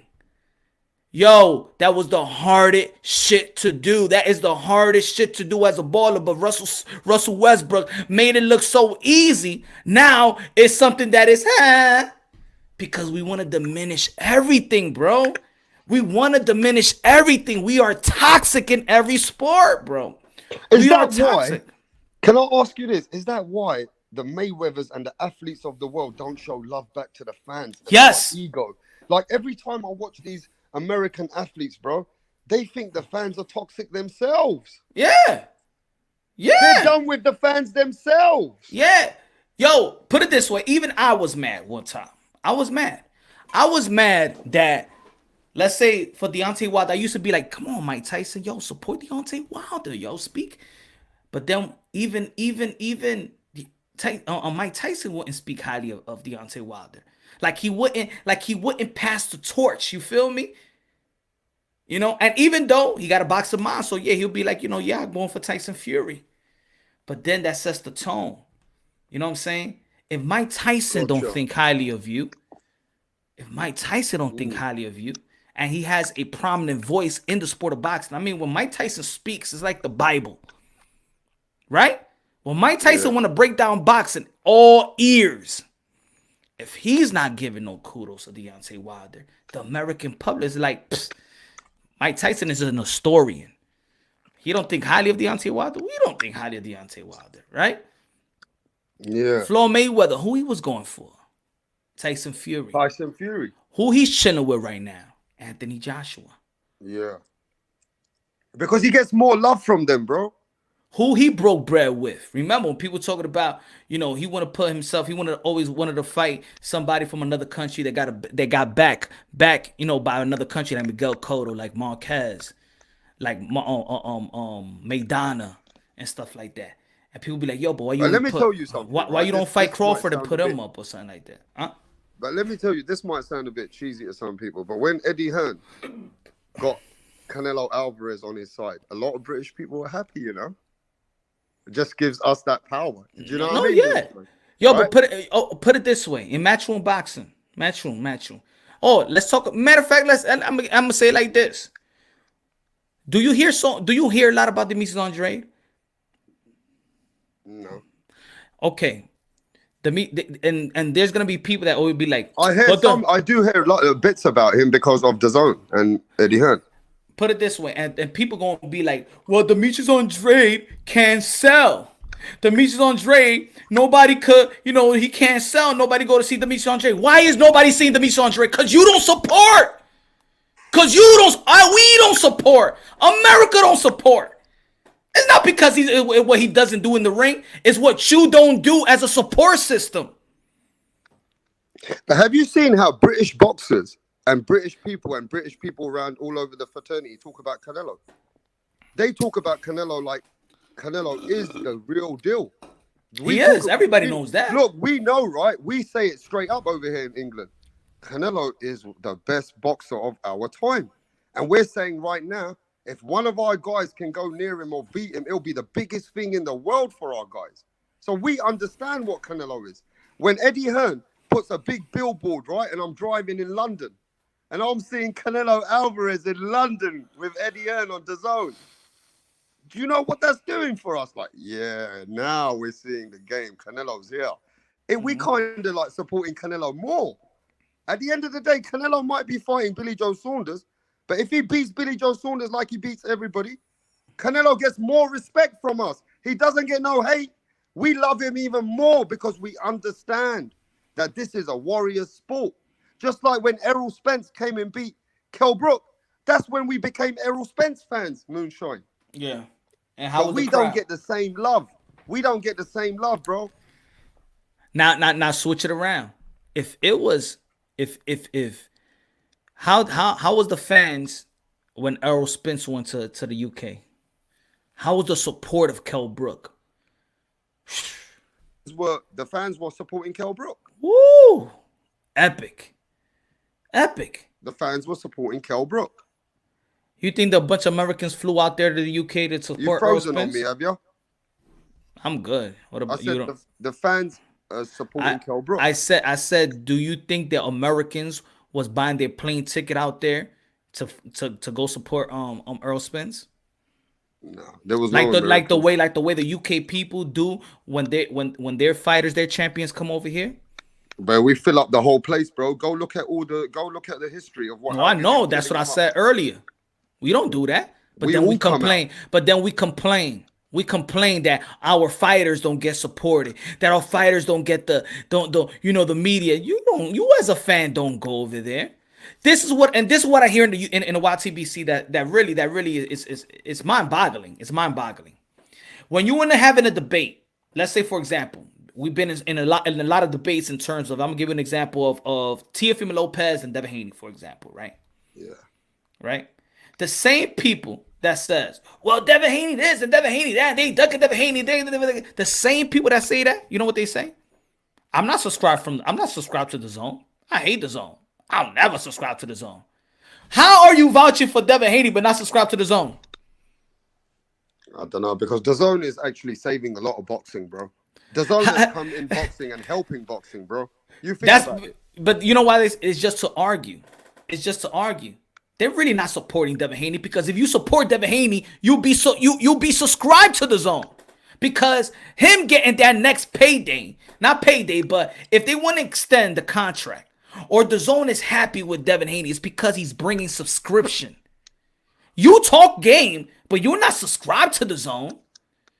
You feel me? Exactly, bro. You're not it's even BS, bro. You're not even supporting your fighter. Exactly. That's just to diminish. That's just have a talking point to diminish a guy like Teofimo Lopez. But you don't support Devin Haney. You're not subscribed to the Zone. You cheap motherfucker. And you know what's even more sad? To see all the British networks come over here to try and pay more for Teofimo than what the American Bob Arum is trying to pay for his own fighter nowadays. That's even embarrassing now. That's a big talk. That how so many people are more interested in the fighters in America than some of the people in America now. It's gone crazy, bro. Yo, I'm telling you, you know what it is, man. A lot of people run their channels and they're opportunists. That's all. You know, it's an opportunist. That's it. They don't care about the sport of boxing. They just see a lot of gullible fans, and they know that. Not even the opportunist, Moonshine. Yo, and I'm gonna say this, and I'm sending super chats and they're sending, look, man, I don't want to be in the sport anymore if Deontay Wilder doesn't get the fight. Fuck the Undisputed. We don't give a fuck about boxing. I've just all of a sudden thought to myself, what the fuck is going on? They can't leave. They can't. Yo, put it this way, man. Look, I said it a lot of times, man. I'm here to educate, but also be educated. I'm here to enlighten, but also be enlightened, man. I got no ego in my system, bro. I love to educate myself about boxing. I like learning from other people. You understand what I'm trying to say? But these people know, man. Yo, if I say something and y'all like, yo, what Punch is talking about? Fact check me. Fact check me. And then if I say something wrong, if I say something that is not accurate, and you come on the panel, you come in the comment, or you email me, yo, Punch, you said this. And I see that, or whatever I may say was not accurate or not true, I'll be like, oh, thank you. See, I'll be like, thank you, man, because I don't want to sound like I don't know what the fuck I'm talking about, too. You know? But these people, it's not a problem with them because they're taking advantage. I mean, that's the American system. They bring that type of American mentality. They bring that type of church mentality. The bishop mentality. I've never made videos, yeah, but I've got hundreds of pictures to show even floppy gloves. But this is just dumb. I've just sent you a picture with the Errol Spence floppy glove. Could you put it up, or are you busy? Let me see.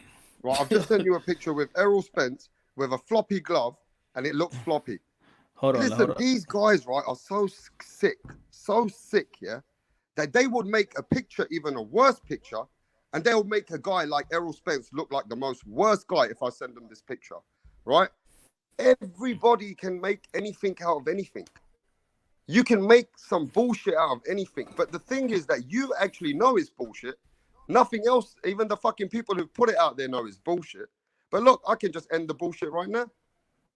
I can show you a picture now that the world can start hating on Errol Spence. But everything as an angle and a quick punch, it can look funny. That's all you got. Mm-hmm. Yeah, we know. Make a picture. Yo, put it this way. If I want to make a video and I want to nitpick and I want to take something and anything and make it a narrative, I could just like this. I can make this a narrative, right? Watch. I'll download it. Look. I can send you a picture. If you can put it up for me, I can make this into the worst conspiracy theory overnight and make it look like he's cheating. But the truth is, everybody's glove will move like that here and there when you're fighting in a fast way. Look, and you're taking an angle. You can see sometimes you hit with a glove and you hit with the top of the glove, and it looks like it's a little bit, you know what I mean, a little bit loose, but it's not. It's the angle of the picture. So here's a picture. Now, what is his glove doing, y'all? I ain't never seen a glove bend like that. Oh, shit. Yo, Rap Star. No wonder he broke his eye socket. Yeah, look at that, bro. He's punching with like the glove so floppy, bro. Look. Yo, is that Earl the Truth Spence with a floppy glove? Wow. I never seen a glove like that before. Look. No wonder oh man, this is a glove gate we never talked about, Rap Star. Yeah, look, Errol Spence got egg weights. Errol Spence took his hand out of the glove, and he had his glove he had his hand right at the bottom so he can punch with his knuckles. That really would help you, wouldn't it? Oh, man, we got to tell Kell Brook this. Yeah. Look. That damaged his whole career. Kell Brook hasn't been the same ever since. No wonder, Rap Star. Look, he didn't even have hand wraps on, bro. He didn't even have hand wraps on. Wow, like Flavor Flav. Wow. See, we can make something out of this, right? That's what I'm saying, bro. Look, at the end of the day, you could put anything up, and we could make this into such a big thing, and we can make this into such a conspiracy theory. We could blow up the picture. We can show you how the fucking glove looks floppy. We could even make it into picture shop and make it even look more floppier, right? I could do that as well. I could turn it around a bit more and show the knuckles. You know what I mean? I can picture shop that as well. I can Photoshop that for you guys. That's not even a Photoshop. That's exactly, like bro. actual picture. Yeah, but what I'm saying, right, Punch, I could make this into way worse and start being a conspiracy theorist. And start being an idiot. I don't know. We got to. Oh man, I feel now. I really do feel sorry for Kell Brook. Errol Spence because he broke it. But no, no. But the same channel said that they never seen floppy gloves like this before. They never seen a glove bend that way. Oh my God! How could we miss this? This been for what? This was 3 years ago. Hey, breaking news. Fox News. Errol Spence used egg weights against Kell Brook. No wonder he broke his eye socket. Yeah, Errol Spence got his glove flopping like a... Look how much gap is on the top of the glove, bro. Look at that. Look at that gap. Look bro. how that shit. That's worse than Tyson Fury's glove. What? This is bending. Look at this. Yo, look at the way the glove bending, son.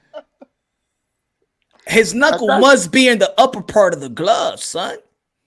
Hey, wait till I send you Terence Crawford's one. It looks worse than Errol Spence's. Terence Crawford ones looks like the gloves falling off of his hand. Damn, I feel sorry for Kell Brook, man. It ended his career, man, because he never been the same since. Even I got a picture of Javante Davis. His glove looks fucking, but it's just the way the angle of the picture is, bro. You know what I mean?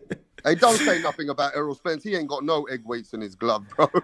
No, of course not. But this is if this is the way that people start narratives, and people start and you know what? Why start a narrative like this to these fighters that risk their lives, bro, for pure entertainment? Like, imagine right here, and then put it this way: if we have a bunch of a crew that has a lot of subscribers, and I'm like, yeah, okay, now we're gonna start this narrative, and it's gonna be that Errol Spence and his floppy gloves.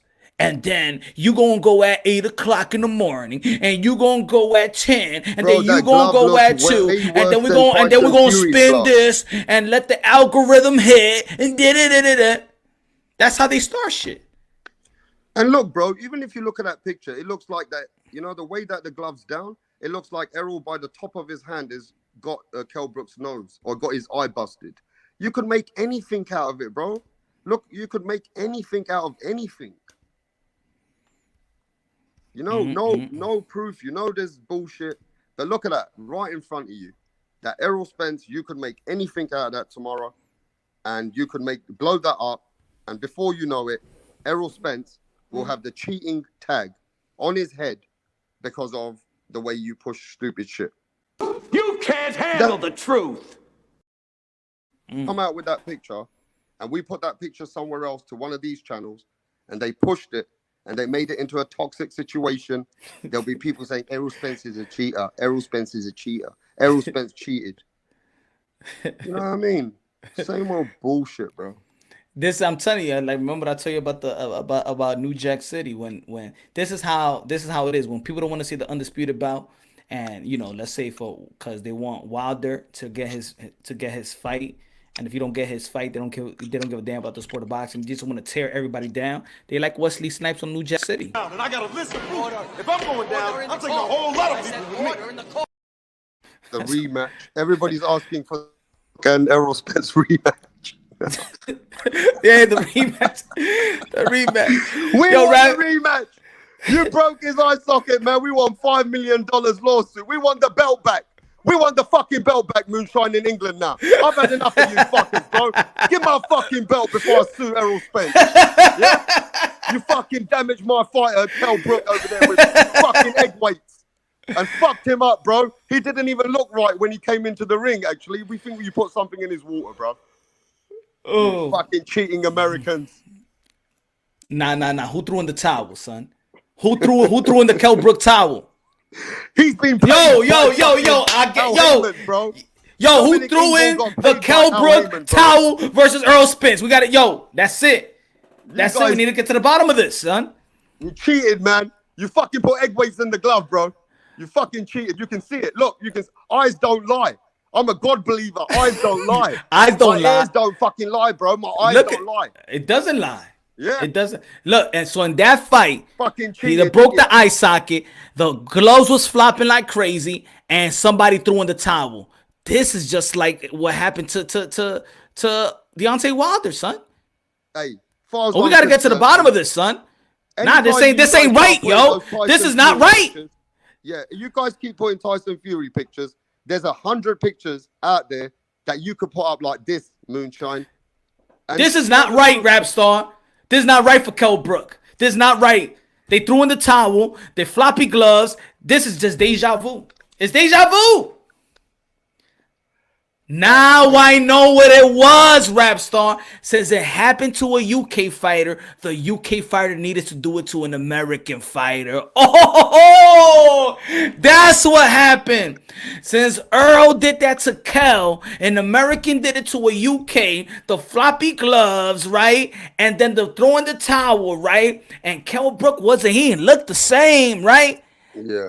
So Tyson Fury got Kell Brook's back, and then they had to do. Oh, now I know. So Tyson Fury did it to get back for what? For what? Earl? Oh, that's a new narrative, son.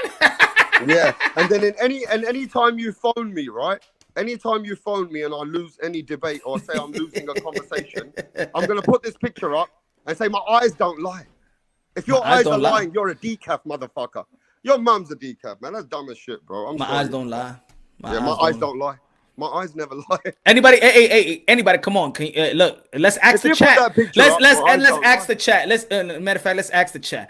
Chat, can you tell us what you see? I just want your opinion. Put that picture back up. My eyes don't lie. It's back up. It's back up. Yeah, my eyes don't lie. What do you think, folks? I mean, what does your eye say?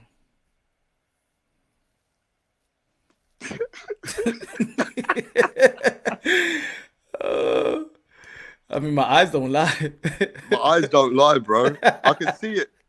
Look, I don't need to hear nothing from you. I don't give a fuck if the sanctioning bodies to check the gloves. I don't care if the gloves got checked. I don't give a fuck if they signed them off. I don't give a fuck if the gloves were given at the last minute. My eyes don't motherfucking lie. Look, my eyes don't lie.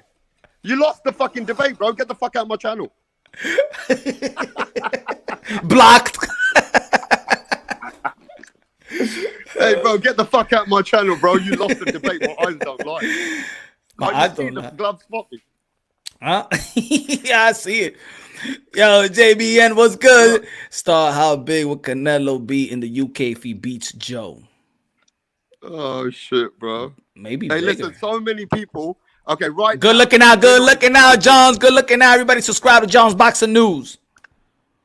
Hey, look, we're not even joking, but everybody in the chat says that's a floppy gum. That looks like he's cheated. So let me ask you a direct question, Rap Star. Did Earl Spence cheated versus Kell Brook? It was a good photo, though.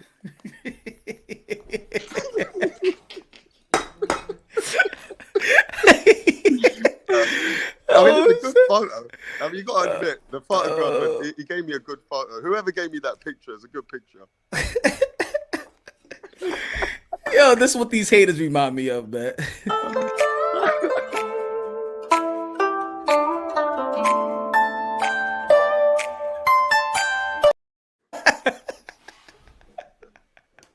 Hey, bro, all I'm saying is, if I put that next to Tyson Fury, it looks like Errol Spence cheated worse than Tyson Fury.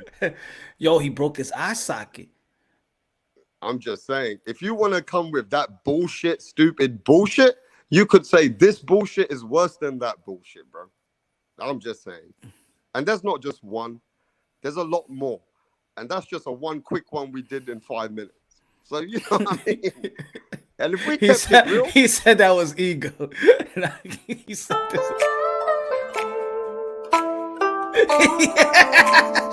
Hey!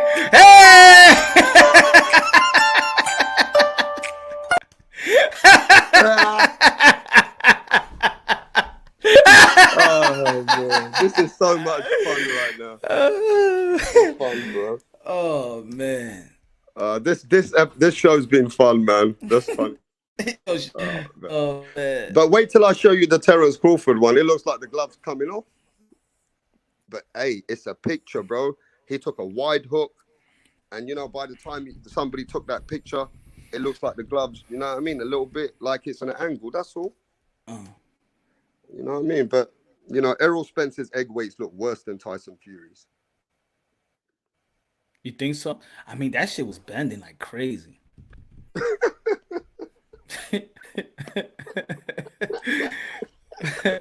Oh man, it's fucking crazy. Hey, So one let of me these ask. days, Go go ahead. ahead. Go ahead. Now No, I'm go gonna ahead. dress up as like one of these guys, go on UK 47, and I'm gonna start a fucking comedy show, bro. And let's see. I need some. I'm gonna put these pictures up, bro. These are funny, man. It's just funny, bro. Look, Yo, at the end of the can you day, man, imagine? Can you I feel imagine bad it? now, but you know why I feel bad? I feel bad putting that picture up, man. Just having a like even fun about it now, because you know I respect Errol Spence so much as a fighter. You get what I mean? But you, As a but warrior. but we're trying to make a point. That's why. Yeah, yeah. Even as a point, after a while we laugh, and then I think, now that's enough now. Do you see what I mean? Yeah. It's like, is it? You know what I mean? At the end of the day, bro, it's a shame that people would do that to, you know, fulfill their crazy thoughts. I just don't know how people can go to sleep knowing they're lying on a consistent basis as grown men. I'm not even talking 25-year-olds. I could say, okay, these guys are in their 20s. It's all good, man. These guys have got a lot to learn. I'll say, you know what? They got a lot to learn. They got to fall down a couple of times. God's going to teach them a lesson. They'll grow as better men. Or vice versa. They'll find God and they'll grow as better men. But then you see people in their 45s and 50s. It's those guys I'm thinking to myself, huh? I'm like, you guys are fucking delusional men teaching this to the younger generation. Where you coming from, bro? Fact. Yo, you think this? Do you think this guy's gonna beat Demetrius Andrade? If you think you think Liam Williams gonna beat Demetrius Andrade? You think Popeye's gonna beat Demetrius Andrade? You think Popeye? You think Popeye gonna beat Demetrius Andrade? Bro, if he gets inside the distance and hurts Demetrius Andrade, bro, I got a lot of questions to ask about Demetrius Andrade. You know, Liam Williams is a good fighter, but he's no great fighter. He's a good fighter, but he hasn't got those skill sets to beat an Andrade for me. But if he gets there and he hurts Andrade, I've got a lot of questions for you guys. A lot of questions. Well, So just get ready. Maybe he ate a spinach. No, the reason why I say that. He looks like Popeye right now. It does look like Popeye. Yeah, he looked fucking. See, that's a picture somebody took right at that spot. Yeah. He looked like Robin Williams in that movie when he was Popeye. I mean, he's a Fall back. What's good, bro? Punch, what up, brother? And Rap Star, the man from the other side of the pond. Just got into work. Have a little bit of paperwork to do, but I will be in the cut. Good looking out, fall back. Yeah, fall back, my brethren, my mate from England. What's happening, mate? But look, Liam Williams, yeah, is a good domestic fighter, strong. But if he hurts Andre, we got a lot of questions for you, Mr. Moonshine. We got a lot of questions for you, Mr. Moonshine. And the questions are coming straight to you, my brother. Because you've been pushing Demetrius Andrade like he is the truth. You're the only one out of all those channels in the United States constantly pushing Demetrius Andrade more than Eddie Hearn. Nobody talks about Andrade more than this guy over here, Punch Drunk Boxing. So I got a lot of questions for you, my brother, my friend. The pressure, you trying to say the pressure is on? The pressure's on you. The pressure's all on me. So I got. Do I have Demetrius Andrade career on my shoulder? Meaning that if he wins, I'm the one that could celebrate the most. But if he lose, I'm taking all the heat. Yeah, I want everybody to know in the boxing world that this is the same brother that I've got who followed Josh Kelly and debated my ass for 30 minutes. I had to listen to Moonshine about Josh Kelly and say that Josh Kelly is the one who's going to fly the flag, not Conor Benn. But then afterwards, Moonshine gave Conor Benn and me the respect and says, you're right, I'm with Conor Benn. So I'm giving the same energy to Moonshine about Demetrius Andrade. This is Demetrius Andrade is like Josh Kelly for Moonshine. Just like he loves Josh Kelly, supports him, and he told us he was the guy. We believe that. Now we want to see if Andrade is the truth.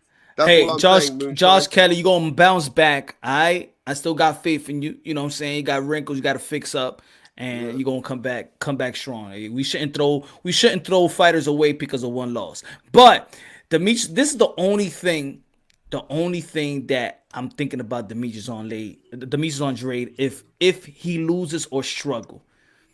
He's 33 years old. I'm not trying to find no excuses. Don't make no excuses No now. excuses. I'm Don't just make keeping it. excuses No now, bro. excuses, Rapstar. No excuses. But is he hungry enough? That he was hungry in this camp. How can you be so hungry knowing that you might never get a big fight? How hungry are you? How long could he stay hungry? Does he look hungry to you in the interviews, in recent interviews? Does he? He always looks the same, Demetrius Andrade does. Very relaxed, very laughable, making sarcastic jokes about GGG or Billy Joe Saunders. He's always, you know, one thing about Demetrius Andrade, who told me the other day?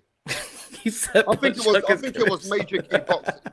Major Key Boxing said Demetrius Andrade got a weird motherfucking personality. That's what he said, right? And I agree with Major Key Boxing.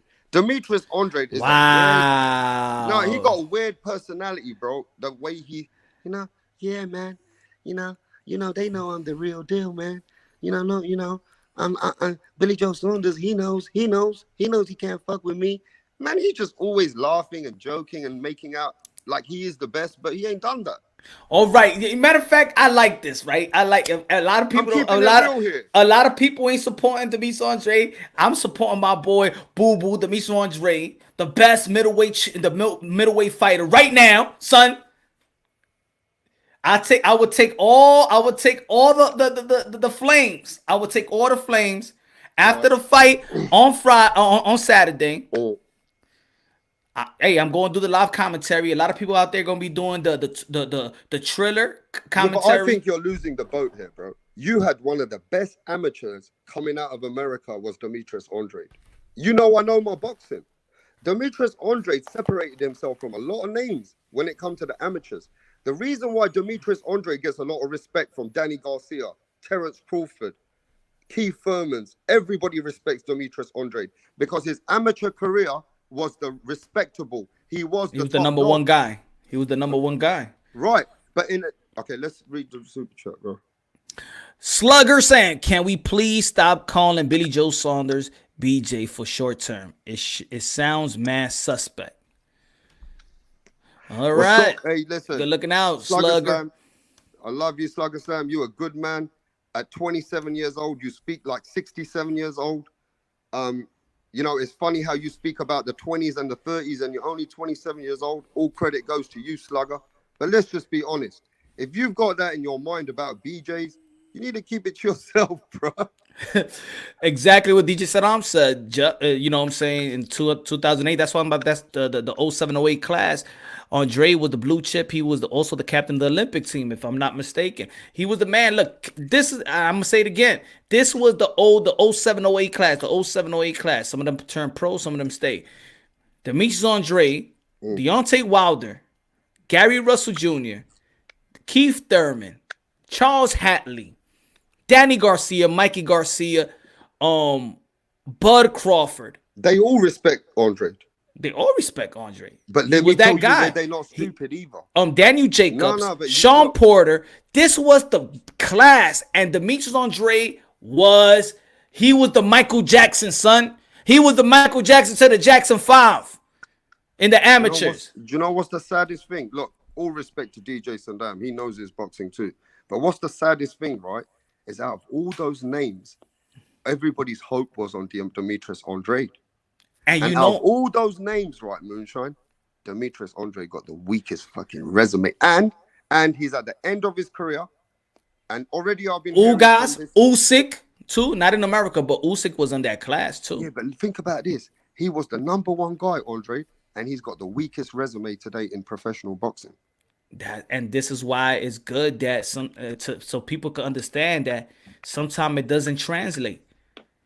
Look at Josh Kelly in the amateurs. It just doesn't translate to the professional level. Sometimes you got a good amateur style.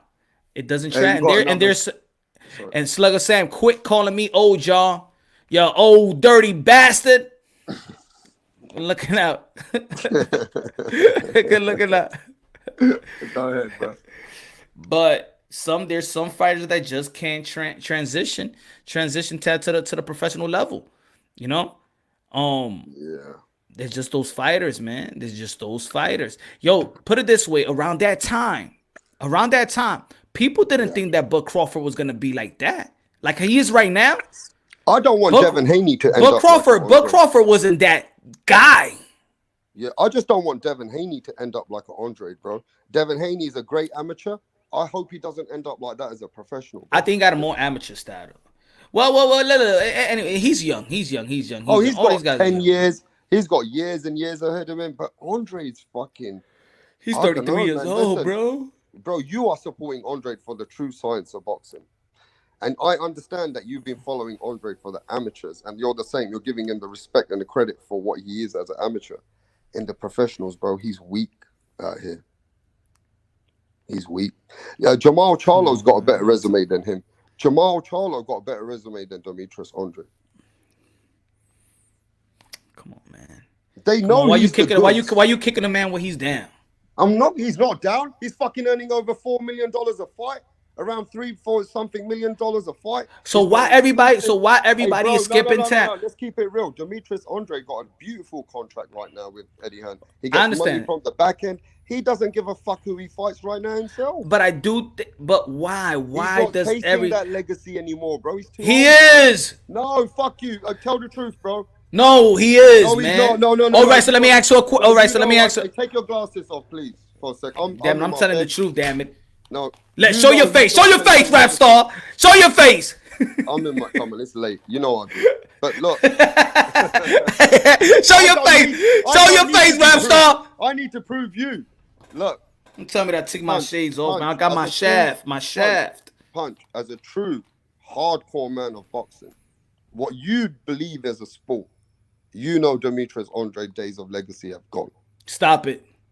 Answer the question. Stop. All right. So can I break it down? Yeah. Can I break it down? Be honest though, as a bro. Don't cap for Demetrius Andrade. Never. I keep it unbiased, logic. If I was like that, I'd be making tons of videos of Demetrius Andrade and spin narratives. You never heard me spin narratives, right? I keep it real. Even remember his last who was gonna be his opponent. I made that video when I was taking a shit, and I said that's his career.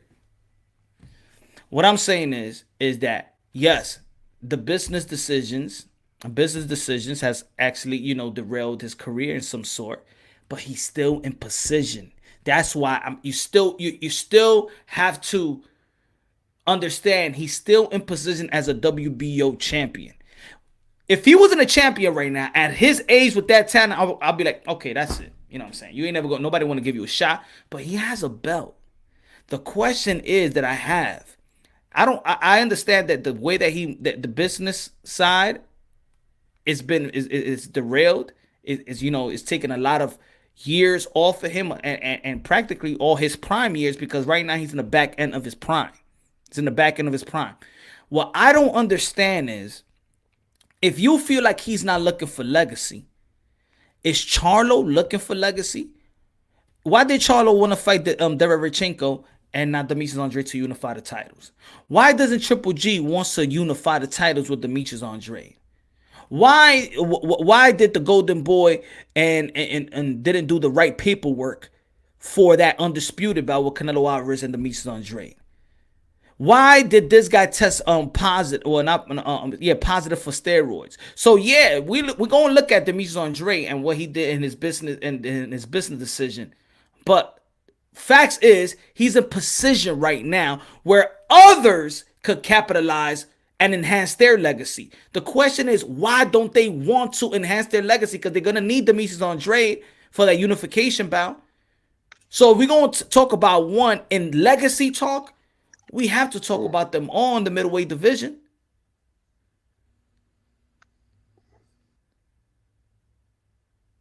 So Demetrius Andrade, yes, accountability. He need to take accountability, but he's in position. Now, does the pressure only come to Demetrius Andrade? It's like I said in the video. Why Demetrius Andrade? When it comes to Demetrius Andrade gets the blame for not fighting or whatever. But when it comes to Charlo, or when it comes to Spence, or when it comes to Bud, or when it comes to Anthony Joshua, it's always the Bob Arums of the world, the Eddie Hearns of the world, the Al Haymans of the world. When it comes to Demetrius Andrade, it's only Demetrius Andrade. Like, if Eddie Hearn doesn't make the fights for him, like if Eddie Hearn don't push him, like if Eddie Hearn, why is he giving the fight? He pushed the Billy Joe Saunders with Canelo Alvarez when Billy Joe Saunders did pop positive for steroids. Why is he getting rewarded with a Canelo fight?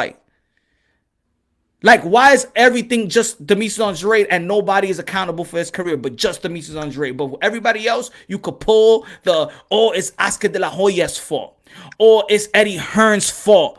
That Anthony Joshua and Deontay Wilder didn't happen. Just like right now, what we talking about, right? We're talking about the Undisputed as well. Anthony Joshua and Tyson Fury. Oh, why is not happening? We're looking at Frank Warren. We're looking at Bob Arum. We're looking at Eddie Hearn, right? But when it comes to Demetrius Andrade, why nobody's blaming Eddie Hearn for Demetrius Andrade? Because I'll tell you what happened. Talk to me. The time that, if everybody in boxing remembers, that Andrade was hungry when he was with that time when he was trying to find himself and get himself known. What I liked about Andrade at the time when he showed me some hunger is when he went to the Jamal Charlo press conference. Okay. And started going out there and calling these guys out. You know, that's the time I ever saw Andrade, when he was standing around places and he wasn't ducking any smoke. That time, Andrade wanted to make a name. That was the time that Andrade showed everyone that he ain't really, you know what I mean? He's ready to fight anyone. So when he jumped in the ring versus on Triple G, when he jumped in the ring to fight, he's still not hungry? Why? No, why did Triple G? Why is Triple G getting so much of a pass? Because the hunger where Andrade lost is when, soon as Andrade got a good deal with his promotional, with his management, and he start making the millions, and he start making those millions, he start changing his energy, bro. He now thinks that he's the money man and he's making money, but he got no legacy. When the Andrade I liked, if everybody remembers, was the Andrade who used to go out there and make himself known. Now he sits down and says, you know what, fuck them all. I'm good. If they don't, that's what I'm saying. They're ducking me and this and that.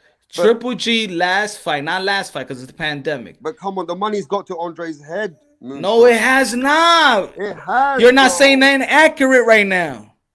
The money's fucking got to Andre's head. But that's what I'm. But how? What about you? So Charlo, it didn't go to his head. The money ain't going to his head. Look, bro, I'm just saying the Andrade I liked is when he was chasing, showing me he wanted the smoke. So he didn't. So he didn't. So let me ask you. So let me ask you. Did he show you that he wanted to smoke when he stepped inside the ring for Triple G? Did he care? At the end of the day, you can step where you want, but he didn't say shit. What are you talking about? He approached him for a fight. Oh, let me ask you. All right, so make sarcastic remarks, bro. That's all he does. You're gonna come on. So you're gonna blame Triple G for Andre's resume and legacy, yeah? I'm saying that. Do you want to see a unification bout in the middleweight division? Yes or no? Of course I do. All right. So who you need to fight to get for you to unify the titles? Who you need to fight? They all three should have been fighting each other. So why did Demetrius Andrade get the blame that he don't want to fight? After Canelo should have been fighting each other, bro. All right. So have you heard of Triple G say I want to fight Demetrius Andrade before? But Triple G is the top dog of that division. Well, okay, but you want to see unification. Have you heard? Have you heard Triple G out? Have you heard Triple G? He called out Triple G. Now have Triple G called out Demetrius Andrade before, so Triple G could unify the titles? Well, then we got to go back to Eddie Hearn. Has Charlo said, I want to fight Demetrius Andrade so I could unify? Have you seen Jamal Charlo says, I want to fight Demetrius Andrade because I want to unify the middleweight division? Have you heard him say that? Demetrius Andrade been talking a lot of shit. Demetrius Andrade is the only one that's talking. All Demetrius Andrade been doing is calling everybody out but fighting nobody. All right, but do they want to think about their legacy? I'm talking about their legacy. Do they want to unify? I'm asking you a question. I don't want to sound bad, right? No, but answer the question, Rapstar. Do Triple G wants to unify the titles? But look, I think the reason why he don't even call any of them out is he feels like he's already achieved. Come on. And he- No, if and you for think me- you and already for me- achieved, they drop the belt. Drop the belt. Manny Pacquiao did that. Manny Pacquiao dropped the I belt. mean, I'm not giving Triple G a pass. You are giving him a pass like everybody else. No, I'm I not asked you a giving him a question. pass, bro. I'm Do just saying Triple G should go and unify the titles? Well, he has to if he ain't going to get the Canelo fight. Do you care But let about me the tell best you what fighting I the don't best? like. Can I Do you answer care this, about the bro? best fighting the You best? got to let me answer. You're not G- answering. You're not answering. You're not I'm being gonna very answer honest. right now. Triple G is just as bad as Andrade right now and Jamal Charlo. And let me Okay. tell you why. Exactly. That's what I said. Why. Let me tell you why they're all three. They're all three are badders against each other. All three of these fucking guys want Canelo. Triple G is more interested in a Canelo rematch. Andre trying to talk about Canelo. Jamal Charlo. He didn't say no. Canelo. Remember, he had the interview right here. He said that we should stop caring about Canelo Alvarez and fight each other. Well, now he might have finally said that. But if you look at it, But every single one of these guys is waiting for a motherfucking Canelo fight. Well, Canelo is already cleaning up what he has to do. all right, Why the fuck can't these three fight each other, bro? I know. That's what I want. What I'm saying is you're saying that Demetrius Andrade is the one that doesn't want to fight. Demetrius Andrade is the only one that's calling out every other middleweight, the middleweight champions. Charlo is talking about David Benavidez and shit like that. Bro, he said something about Triple G, but he hasn't gone to a Triple G show and be like, let me get that fight. Demetrius Andrade is the only one that's doing it. So why? And then I ask you a question again. No. Right ask now, you a question again. Why does Demetrius Andrade gets all the blame for not wanting to fight when they in position to unify the titles? It's like everybody's getting who has Demetrius Andrade for? Forget about Demetrius Andrade. How about the WBO belt? Forget about if he's holding the belt. Doesn't anybody want to unify the titles in the middleweight division? Yeah, and you know, this is the problem I've got. Jamal Charlo and Demetrius Andrade are the biggest cappers right now. They both not giving us the energy that we want. You got one guy saying something, got another guy saying something else. As far as I'm concerned, bro, they're not doing nothing for the division. And you know, somebody said on the chat earlier, they're looking like groupies. You know what a groupie is, right? You got a groupie of guys all waiting for Canelo Alvarez. And there's Canelo Alvarez separating himself from all of these guys. And these guys need to start stepping up the game. These guys, okay, let me tell you what's happening now. Just like Errol Spence and Terence Crawford, at least they've achieved some greatness, right? But they both are fucking blocking the welterweight division. I'm going to start saying that these guys are doing the same motherfucking thing in this division, bro. These guys at 160 are fucking holding up the division. I just want people to keep it consistent. If Demetrius Andrade get the 100% of the blame while his career is the way he is and he can't get a fight, he can't unify the titles, he can't get one of the big names in the ring, then keep it consistent. If they're going to blame Eddie Hearn for what's going on the Undisputed, right? So blame Eddie Hearn that Demetrius Andrade ain't getting a fight.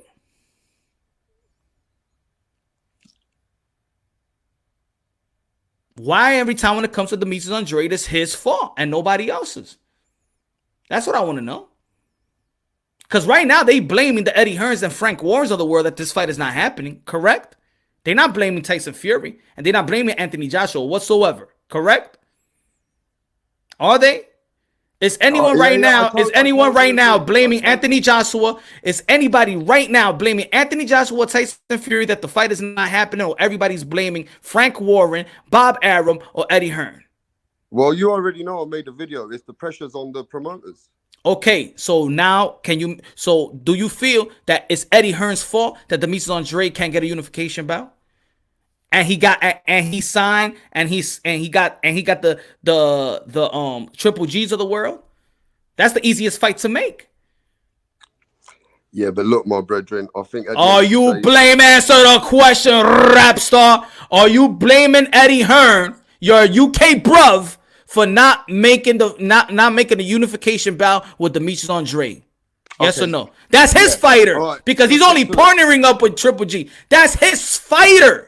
Are you blaming Eddie Hearn, rap star? Yes or no? Okay, look, bro. I just woke up out of bed, but if you need that energy, I'm going to tell you this right now. Let me tell you this right now. We do need to put some blame on Eddie Hearn, right? But also remember this. He can get $500 million. He's trying to work on a deal with $500 million for Tyson Fury and Anthony Joshua. right? He hasn't finished it, but he's working on that. Oh, well, His eyes- it's Eddie always Hearn's it's eyes- always about Eddie putting Hearn's Eddie eyes Hearn in the are on back big burner. You don't want me look. Eddie Hearn's eyes are on the big prize right now. Now let me tell you something else. Eddie Hearn just needs to get the money together for Gennady Golovkin to get the Andrade fight. Now I don't know what's going on behind the scenes, but why isn't Eddie Hearn vocal about Gennady Golovkin and Demetrius Andrade? You tell me that. I'm confused a little bit that You confused the- a little okay, bit let me or a tell you lot? what. Because I'm confused a Let me lot. ask you this. Is the fight not going to sell? A matchup, a Demetrius Andrade by himself is not gonna sell. A Triple G by himself is not gonna sell as well. But a dancing partner, yes, will sell. Because the whole boxing world knows the difficulties of that fight. See, Demetrius Andrade is probably not a good seller, and I don't think Gennady Golovkin can sell. He by is not. himself He's either. exactly. He's not a good seller versus Liam Williams. Nobody knows Liam Williams here. You got to give him some type of dancing partner. You got to give him some type of dancing partner. How much you want to bet if Demetrius Andrade was fighting Jaime Munguia, they would sell. Yeah. Give him a dancing partner at least so he could sell. He's fighting domestic fighters. But who's his promoter? But you Who's know his what they're working matchmaker? with? You got Gennady Golovkin, who's an average seller. He can still sell, but Andrade Charlo doesn't- can't sell either, even with his Yeah, brother. but How much they Andrade- sold Andrade pay-per-view? doesn't- Andrade How much they doesn't sold sell at pay-per-view all. even with his brother? 2 Charlos and it hit 100K. They can't sell either by themselves. Well, they're 33 years old. Gennady Golovkin's about what, 38 now? 39? I think if these fights don't happen within the next, let's say by 2020, Man. 2021, end of 21, maybe even the beginning of 2022, forget about these fights. It's They're not going to happen. Let me ask you a question. Is Triple G getting a massive pass? Come to think about it, Triple G ain't been doing fucking shit, bruv, after Canelo fight. Exactly. Why is he getting a massive pass like that? All right, Triple G. Look, Triple G. Because probably he's achieved something. Okay, he's achieved something, but if you really think about it, the resume, the names ain't like that. It's not like that. And then when you put him with a high class level type of fighter, he's not invincible. He was not invincible versus Daniel Jacobs. He was not invincible versus Canelo Alvarez. He was not invincible versus Sergey Derevchenko, who is now the bar all of a sudden. So when Triple G gets in there with that high level, skillfully fighter that's known for high level worldwide skills, he's not invincible. He's not invincible. Why is he getting a pass? In this era, Triple G has gotten the most pass.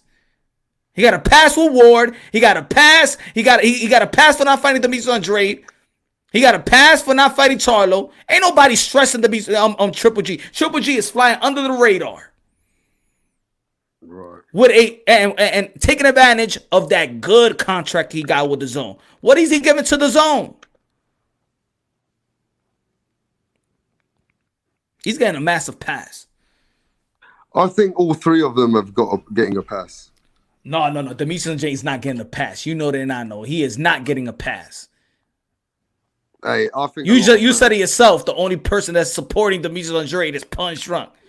No, you know I'm he's just not saying getting a pass. At 33 years old, he's running out of time. And a lot of boxers do say that Demetrius Andrade the weakest link at the moment. Because I said when I interviewed Eddie Hearn, and he said that Demetrius Andrade is the hardest, is the hardest fighter to get a fight with. He's been trying hard. Nobody wants to fight Demetrius Andrade. Why it's so hard to fight Demetrius Andrade? You know why? Because people outside of boxing may say he don't sell, but inside of boxing, they know what he brings to the table. They know his pedigree. there's a little myth in England behind Eddie Hearn. Now, I'll answer this question. That Gennady Golovkin and Demetrius Andrade are taking easier fights waiting for Canelo. Have you heard of this? Nah, I don't believe that. Okay, but you've heard of it, right?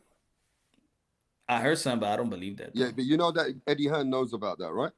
You know that Eddie Hearn is thinking that he can still make the trilogy for Gennady Golovkin, and they've still told him if you keep rolling, that fight could be available after the Caleb plan. All right, but if I'm just saying, you've heard of it, you know, I know about it, and they're saying that Demetrius Andrade might get that phone call where he has to move to 168 and make that money fight. But that's still not fair. So do you believe? They're all waiting for Canelo, bro. So you do so. All right. So they all waiting for Canelo and putting Demetrius Andrade into the back burner. Demetrius Andrade said it on the interview right here. He said that Canelo Alvarez is locked in for the whole year. Everybody waiting for Canelo. This is why he said what he said. That's why he was just chill. He said it before they announced the fight with Billy Joe Saunders. If he said Billy Joe Saunders already locked in, while Billy Joe Saunders, think about what Billy Joe Saunders was gonna make Demetrius Andrade do. You heard what Billy Joe Saunders said? He said, drop your belt, come to 168 and I'll fight you. And Demetrius said, hell no. So can you imagine if he would have listened to Billy Joe Saunders, would have dropped his belt, and then he wouldn't negotiate, and that's it, he vacated his belt? And listen, I want to end this shit as well. You've said this a few times, that Demetrius Andrade, when he first come into DAZN, they tried to get DAZN to buy a deal with the Charlos. The Charlos refused the deal, but it was a $7 million. Yeah, you don't let me. It was $7 million. Don't worry, I'm ahead of you, my brother. It was $7 million, but they had to fight on a network where Al Heyman already had 2-fight deal ready for the Charlos. And the Charlos were not able to take that contract with Eddie Hearn when he was a new player because they didn't even trust the fucking game at that time. And everybody was refusing to go with DAZN at that time. So I'm just saying, you can say that Charlo ducked, but he didn't duck. He had his own contract in place with Al Heyman, and he had to follow what he had to do. He couldn't just jump ships. He didn't want to just jump ship like that. So before you say the Charlo duck, I think it was a business deal. Oh, yo, Rapstar, are you gonna move? Are you gonna go live right now? We're gonna we're gonna shift this one to your show. Yeah, we're gonna be cooking in a bit. Yeah, for sure. The people want to know now. I'm about to cut this one off. Yeah, but you hear what I said before I go, though, right? There was no ducking, bro. There was a business deal that they couldn't take under that pressure with such quick terms. I've done a lot of reading, Moonshine. Man, all I know is Demetrius Andrade is the most duck fight in this era. That's it. You're gonna have to debate this on UK. Rapstar Boxing Knowledge. Everybody subscribe to Rapstar Boxing Knowledge. We're gonna go to Rapstar Boxing Knowledge right now. We're gonna finish this debate. All right, we're gonna have to finish this debate. Everybody ran from Demetrius Andrade. Hey, listen, bro. I love all the fighters. Charlo don't want $7 million. Canelo Alvarez got less. Hey, Canelo Alvarez, they said, he said that Canelo Alvarez got $5 million less to fight Kovalev than to fight him. I don't blame too much Canelo Alvarez on this one, but I do blame Golden Boy Promotion for fighting the paperwork wrong with the IBF, and that's why Canelo Alvarez got stripped, and that's why Canelo Alvarez and Golden Boy Promotions war began. Yeah, Charlo want to fight Demetrius Andrade. Triple G is getting a pass. He don't want a piece of Demetrius Andrade. Billy Joe Saunders tested for steroids. He went to 168. Canelo went to 168. Charlo is ducking the $7 million. Triple G is flying under the radar. Nobody's blaming him. Even Eddie Hearn, though he is not even pumping his fighter. And hey, everybody doesn't want a piece of the guy that has the most pedigree, Demetrius Andrade. They ducking him. They're avoiding him. Rapstar. We're gonna finish this in Rapstar Boxing Knowledge. Let's go. Smoke. And let me tell you something. I want all the fucking smoke. And you see you, DJ Saddam, I'm going to hang you upside down, bro. Don't you always fucking agree with me sometimes, but you're one of my best subscribers, bro. I'm going to cook you so bad. I'm going to make you not into a DJ anymore. You're going to be in your PJs, and it's going to be bedtime, all right? So don't be fucking sitting there telling me that you're always... I'm going to show you about you're talking shit. Let's come to my channel now, bro. I want all the smoke. All right, bro. Everybody go to Rapstar Boxing Knowledge. Subscribe to Rapstar Boxing Knowledge. He's gonna go live right now, and we gonna finish this, buddy. All right, and tell your UK fighters, and tell your UK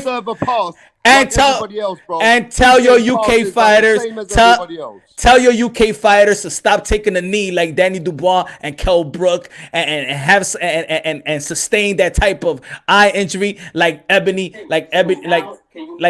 Bridges. Yeah, all I'm saying to you, bro. I'm out. We finished. I'm cutting it off. Listen, there's a reason why they call Demetrius Andrade Boo Boo.